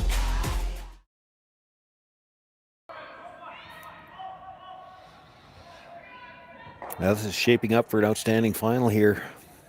Tied up, or pardon me, a 1-point lead now for Jordon McDonald for the first time in the game. Up 5-4 coming home. Van Amsterdam with last rock.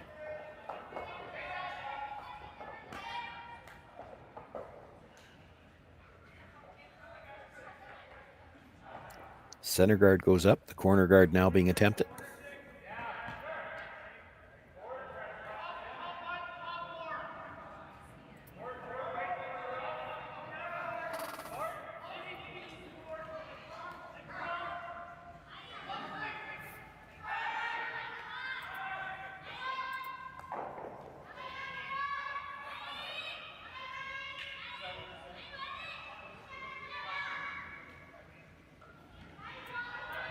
Didn't see the call here, whether they're looking to come in or play the double center. There are some teams in this scenario that feel the best way to defend against the deuce is to play for the hard steal. Does look like they're coming in.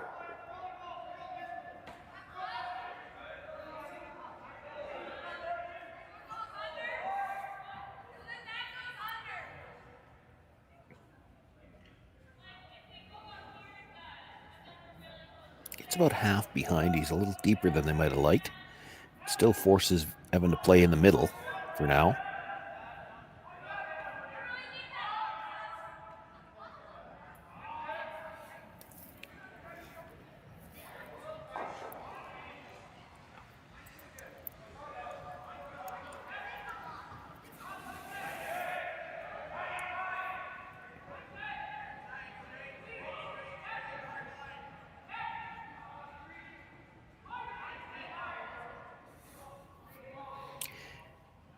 Came into this draw with 10 teams at 2 wins or better. With some scores already final, there are now 11 teams at 2 wins or better. The winner of this game moves to 3-1 and should put themselves through to the playoffs. The loser might still have a chance based on the draw to the button tiebreaker, but again, you can't say it too many times. You hate to put yourself in that situation. You'd like to control your own fate, and 3-1 should do that. Still another round-robin draw tonight before all of the playoff spots will be determined.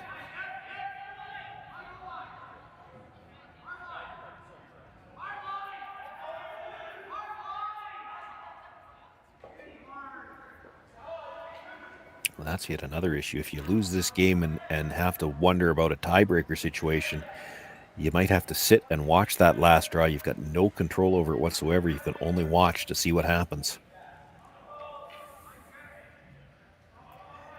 That was the 5th rock of the end, so the peels can start now.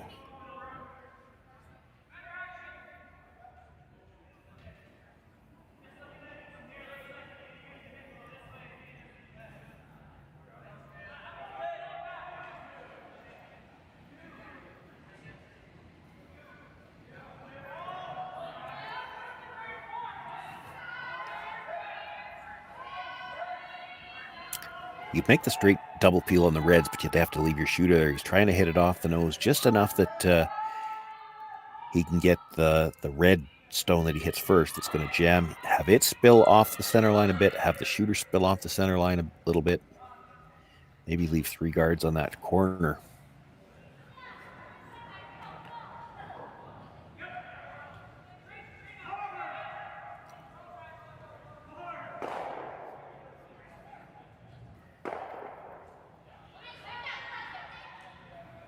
Actually got a little off nose the other way. He could have maybe gone a little harder on that, get the double peel and rolled off the center line and had corners on either side.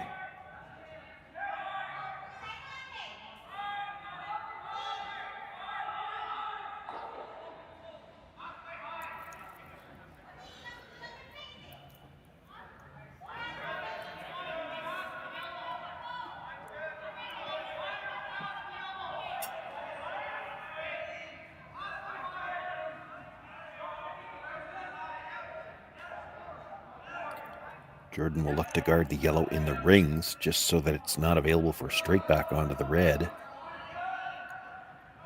It's going to leave some angles to peel some guards.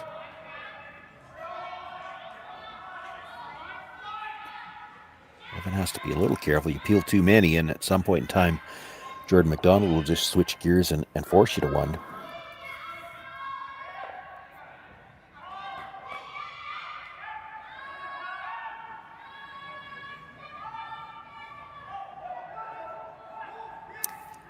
It's getting tough now to make the double peel without moving your corner guard.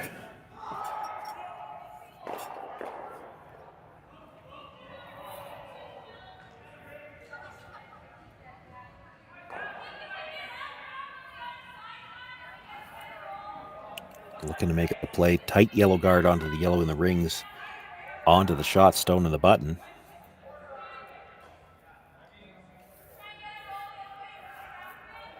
Definitely the best result here. He doesn't need to throw it hard. That indication is he wants to throw it hard, though.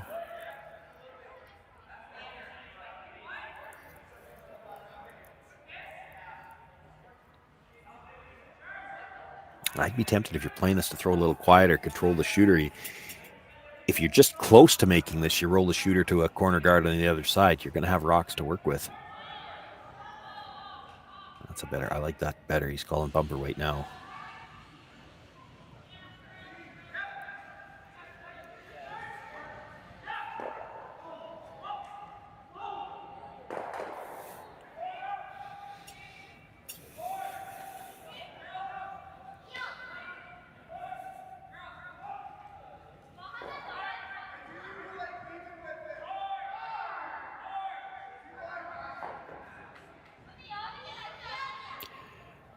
Jason Ginter looking to run yellow onto red.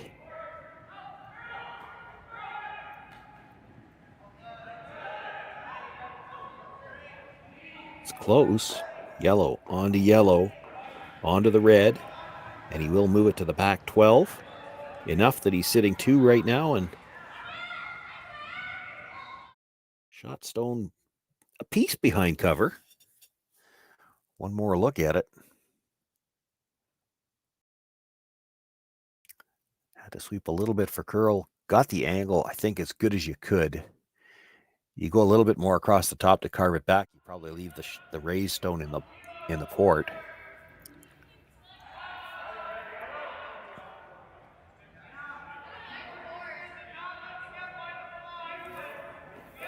Puts the pressure back on the McDonald team for sure. You'd love to play some kind of a freeze. You just can't with where that port is. If you're going to make a play on shot rock, you have to do it with weight. You'll never hold the line with any kind of freeze weight.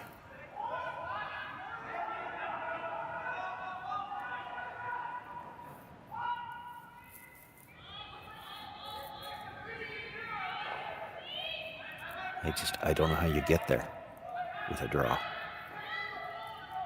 I don't think there's any way you make that port and get by the stone at the top of the 12-foot with draw 8.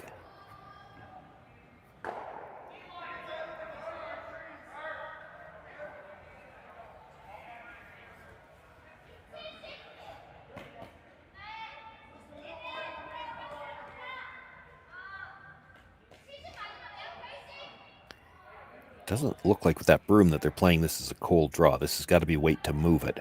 Quiet. Maybe back line, but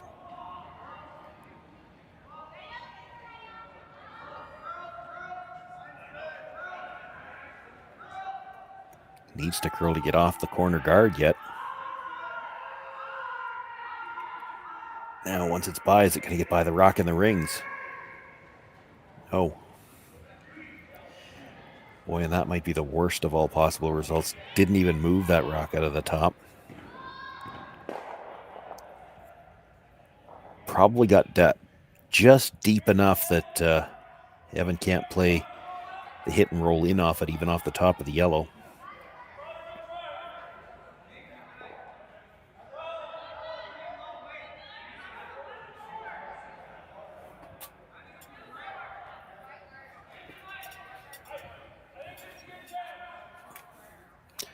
That's not a great result if you play that.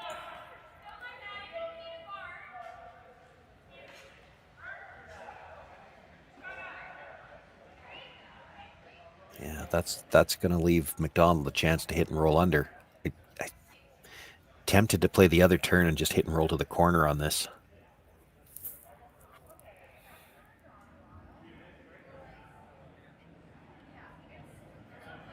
If that red had stayed just a little bit higher, you could play this, come into the yellow and spin up in behind. I think it's too deep. I don't think they can get the roll in behind, and this is a long ways off the line they were looking for. Crashes the guard. Wow.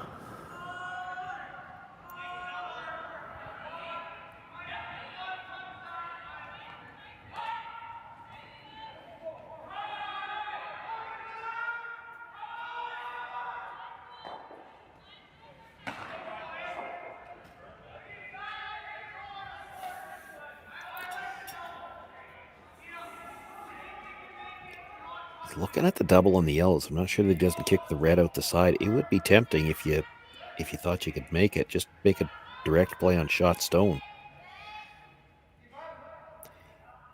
If you kick that red out of the side of the 4-foot here, what's going to happen is Evan Van Amsterdam's just going to come around that staggered corner and try to get his deuce that way.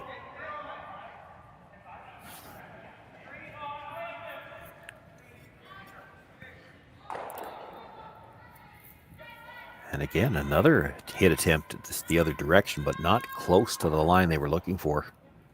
Just picks that stone out of the top 12.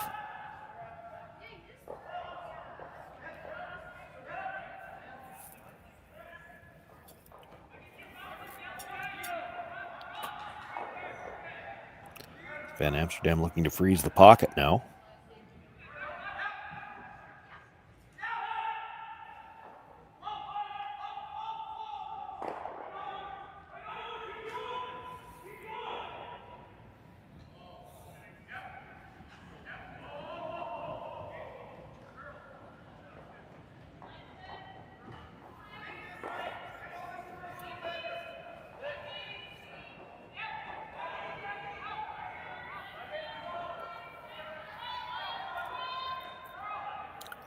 Rushers didn't look like they wanted to go early. Now carving. He's got a little bit too much weight here, so they got to get to the inside of the yellow. They're going to get to the face of it, but they drive it pretty much straight back. And again, there's a double opportunity there. Double and possibly roll behind. So Jacques saying it might end up on that red that's just hanging on the back 12. If you get the roll in behind, that might be okay. There is a double the other way, but you risk rubbing the red stone on the way by. It looks like there's room to drive the yellow in the top 4-foot to the left side of the yellow at the back 8. Make the double that way. You'd roll to the center line. He's still going to play that same freeze. And there's a risk that you rub the red on the way by.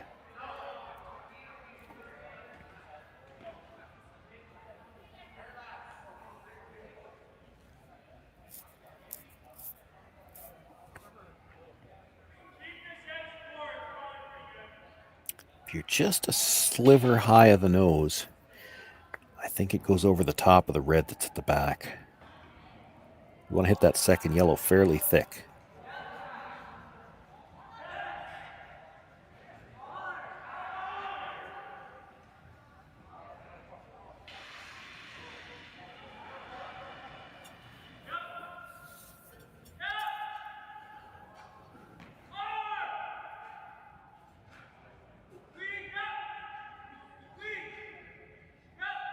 Skip stones left to come as we play the 8th on a 1-point game.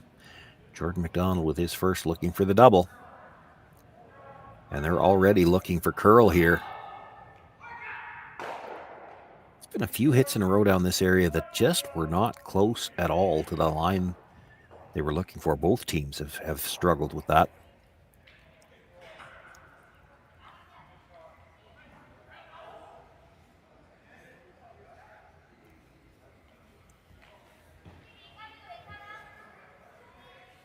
For Evan Van Amsterdam, if you try to roll behind the staggered corner guards, you're going to jam it on your own at the back. If you try to roll all the way across to the other side behind the corner, you're going to be well behind the tee line.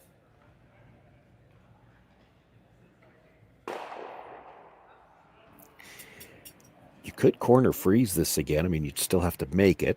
But corner freeze it for shot rock.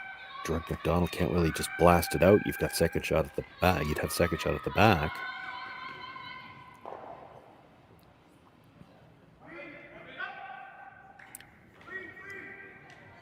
Tap it straight back, I guess. Sit 2 that way. You wouldn't have anything buried, but I don't think there'd be a double available. Be a sliver underneath anyway.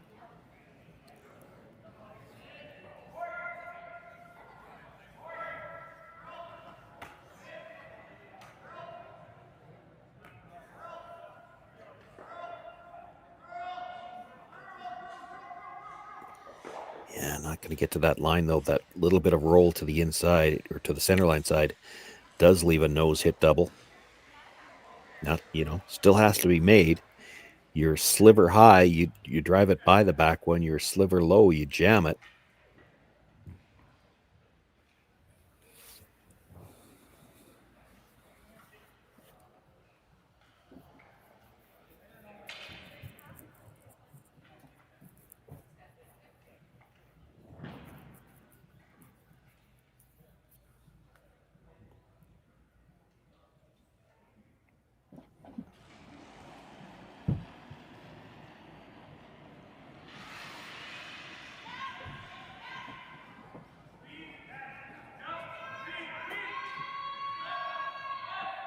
Big shot has to make the double. First of all, just to make sure there's no chance for 2.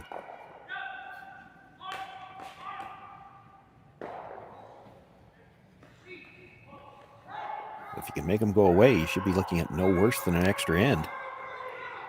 It's a little high. With that big weight, though, able to get the second one to spill out of the rings. So he sits 2. Evan Van Amsterdam, tough to make any kind of a draw with what's left there. I think he's going to make the play on the stone that was just delivered. One more look at that hit for Jordon. Both teams have had a few struggles getting the exact right line in that spot, but he's able to make it when he needs it with his final stone. And because of where the corner guards are, really a tough draw path, so he's going to make the play to remove that stone. Just needs to hit and stay, and we'll be headed for an extra end.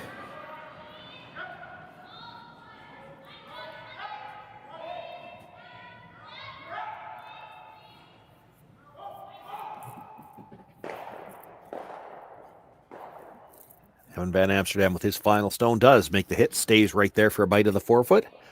We're all tied up after 8 ends. That means bonus coverage here from the Curling Stadium Network. It's the Saville Shootout, second to last draw of the round robin. A lot of playoff implications still ahead.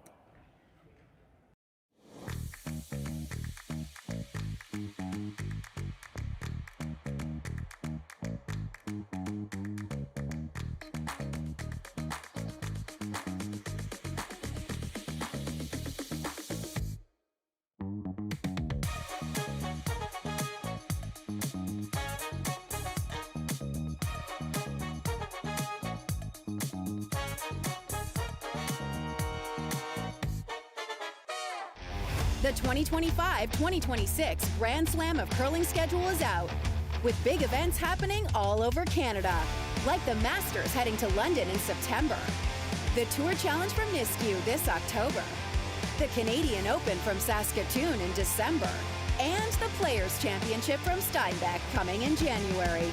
Early bird weekend and full event passes on sale now at gsocktickets.com.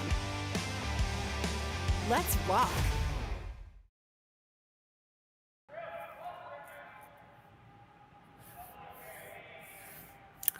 Extra end here for you from the Saville Shootout. Sean Joyce with you live on the Curling Stadium Network. Connor Sims on the production, and he has been kept busy. There's smoke coming off the replay machine. We have used it quite a bit, and the way this game has gone, I wouldn't be surprised if we see one or two more yet. It's been a well-played game. There have been some really nice shots.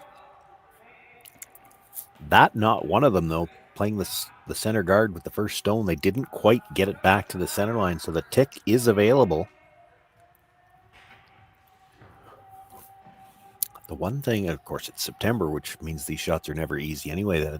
What has made these shots a little bit more difficult now is you just don't get to play them nearly as often because of that no-tick zone.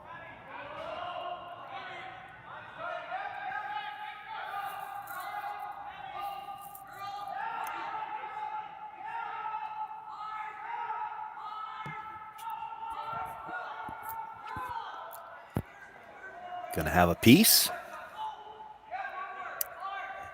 And almost got the bonus, got the shooter into the rings.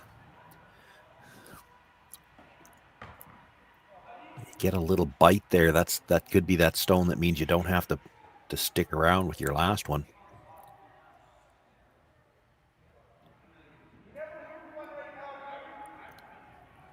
Another chance for Brad Thiessen to put up the center guard. Try to get a bite of the center line this time. You know you're not going to have a chance to throw two centers, so you can afford to be a little tighter on this one.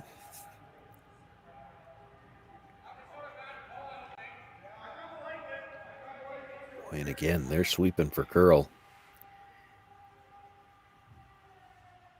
If they can get it far enough, it should get back to the line. And just does.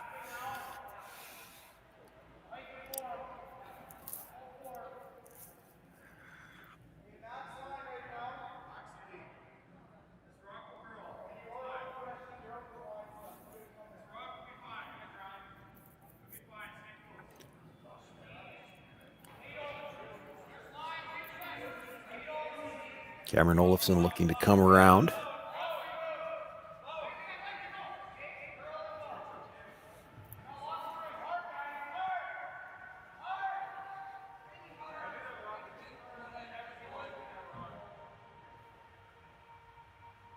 Boy, and that's going to come up short. Basically works as a double guard, and it is staggered. Big shot here. This is the fifth stone of the end. Of course, the peels are going to start after this. There's a double peel available on the two stones touching the center line, so you got to make this one good.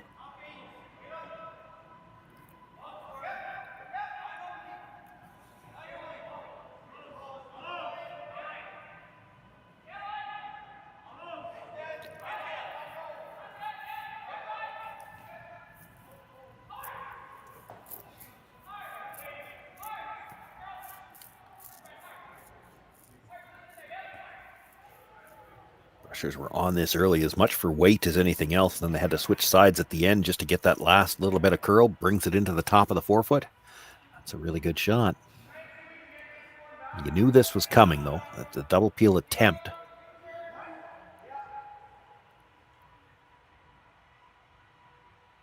And just the way they're angled, you could actually maybe get this red coming back. Get all three out of the middle.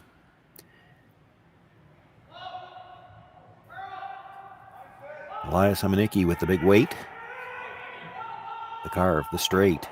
1, 2, 3. Got all the rocks moving.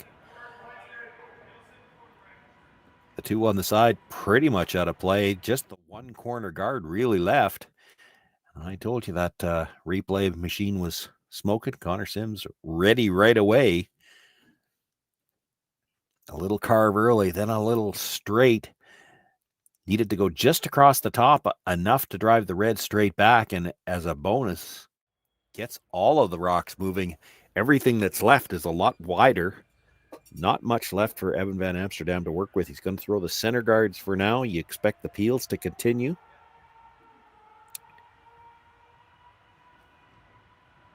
I don't imagine he'll wait right to the last rock to go around that corner guard, because a rock behind a corner that wide is not going to steal very often. So he might go 1 or 2 shots earlier than that and see if he can't get a mistake and have a chance to get back to the middle.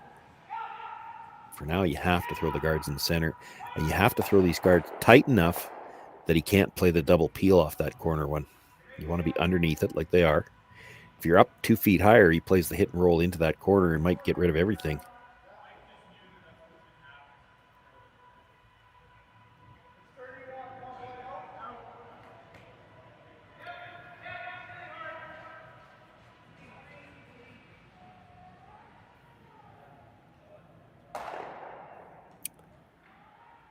Elias Hamanicki only needed to move 1 rock this time. That seemed almost too easy after moving 5 on the last one.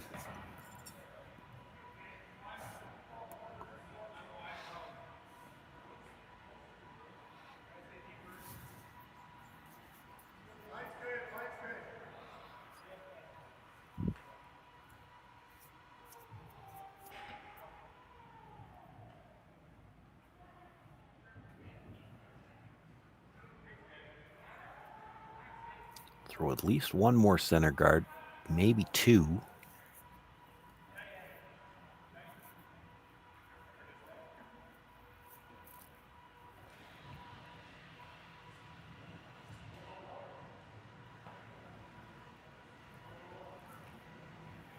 It's going to slide on a little tight. There is a chance here off the peel. You could come into that red that's just about out of play. Maybe hold your shooter in the rings, which, again, any little biter might mean that he just has to hit with his last one, doesn't need to stay. Not critical that you do it, but he is aware of it. You saw him look over his shoulder a couple of times. Gets the hit, comes into it, but a little over the top, and both stones roll out of play.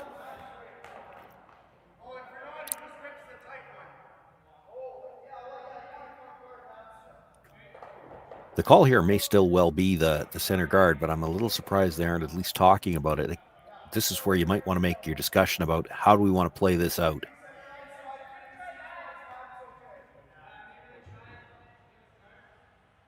Looks like that is what they're discussing. You come around now. Jordon might try to run it back, or he might just straight peel it. I don't think you're going to talk him into drawing.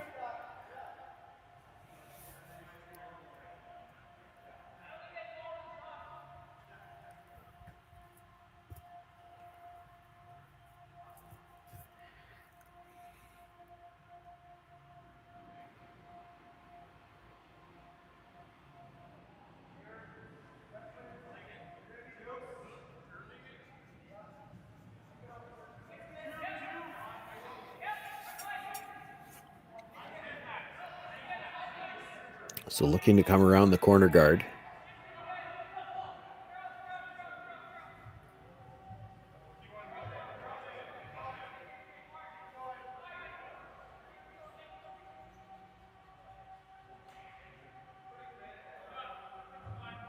And I think that's probably the right call. We're still on third's last stone. If you wait 1 shot later to do that, Jordon McDonald, if this is his first stone, may well just try to draw, knowing that he's going to be throwing a draw with his last one anyway.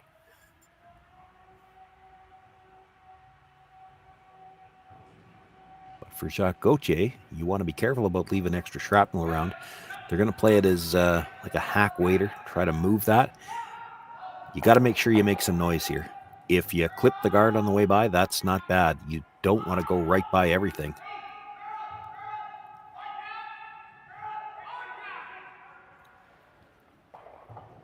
Boy, that's a really good shot. He's even going to get the yellow all the way out of the rings.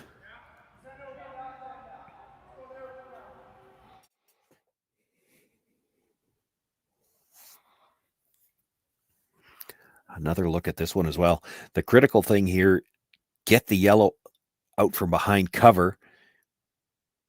Bonus, you got it all the way out of the rings. Not able to hold their little biter at the back. That's, again, it's just that you get that bonus biter. You don't have to stay on the last one, but now it looks like the middle should be pretty much wide open for your last one.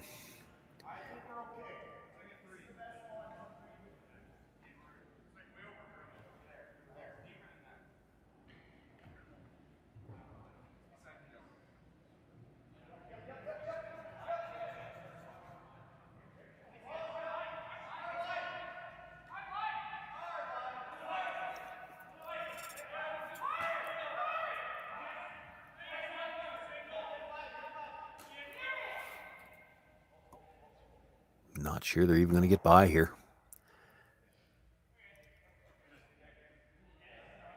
Not the end of the world. It does leave a guard a little closer to the 4 foot.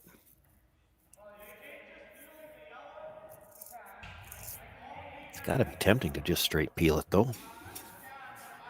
You could actually, if you peel it from the board side, you might even catch the back end of the red, get rid of both of them. Yeah, that's what Jack's looking at. It's probably there. You're not wrong to draw here.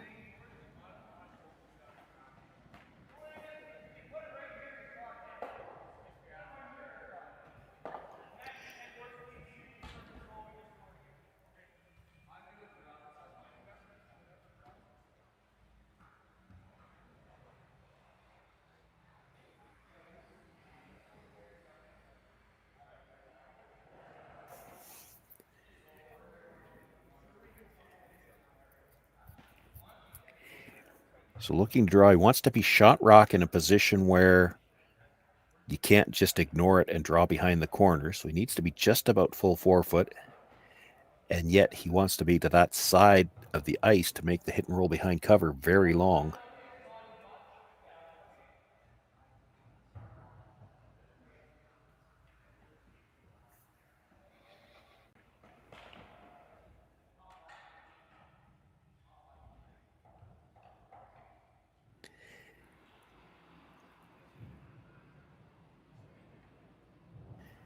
Probably right at the tee line. If you're right at the tee line and he makes the hit and roll behind the corner, he's probably out of the 4 foot by the time he's, he rolls far enough back that he's full 8 foot at best.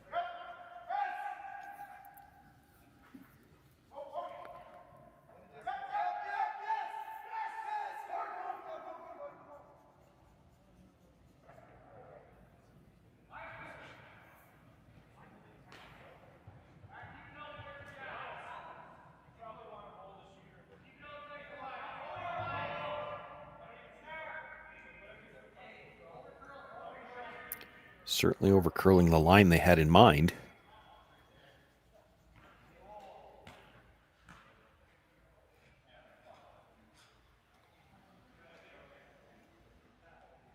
Well, Evan Van Amsterdam is going to have to make a play on that stone. He could roll behind the corner and probably still have a piece of the 4 foot. That's the best he can do.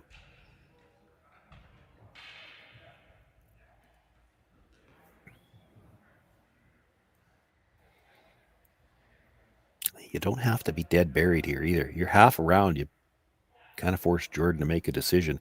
He's probably going to throw the draw again. That's one of the main reasons he threw it there, thinking he'd be throwing it on the last one. You can shrink the rings here. If you roll to just, well, edge of the 4 foot, almost full 4, you'd be 2/3 open maybe, but I think he's still drawing.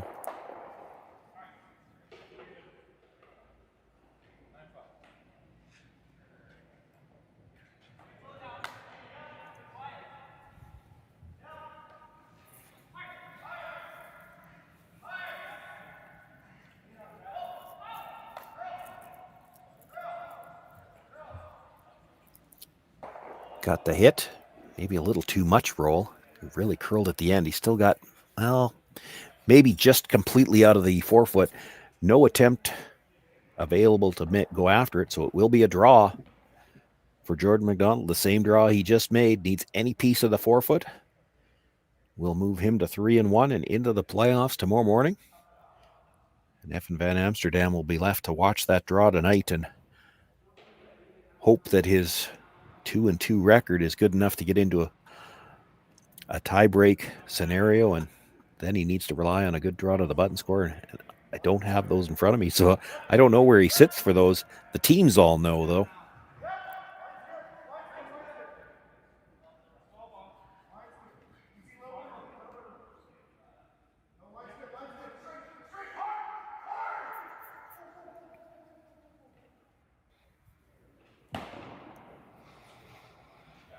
Final stone of the extra end. Jordon McDonald drew to the button on his first stone. Needs a piece of 4 here. Nothing out of the brushers to the halfway point, and they are standing up and backing off. This is never a good sign. They think it's heavy, They're right. This has got a lot of weight, and it will slide through the back. Evan Van Amsterdam with a nice hit and roll in his last one. It's good enough to pick up the steal. He picks up the win. He moves to 3-1, puts himself through to the playoffs. And now it'll be Jordon McDonald that has to sit tonight and watch that final round robin draw to see if 2-2 will be good enough to get into the tiebreaker scenario and maybe get him into the playoffs with a good draw to the button score. What an exciting game. A lot of stolen points in this one, and I guess seems fitting that way that it's a steal that seals their fate. Still one round robin draw left to come here from the Saville Center in Edmonton. It'll be live for you here on the Curling Stadium Network coming up shortly. My name is Sean Joyce. Thanks everyone for joining us, and we'll see you again tonight and for all the playoff action tomorrow. Live curling rocks. And this November, the best in the world are coming to Tahoe. Get your seats now at gsoctickets.com. But hurry, early bird pricing ends soon.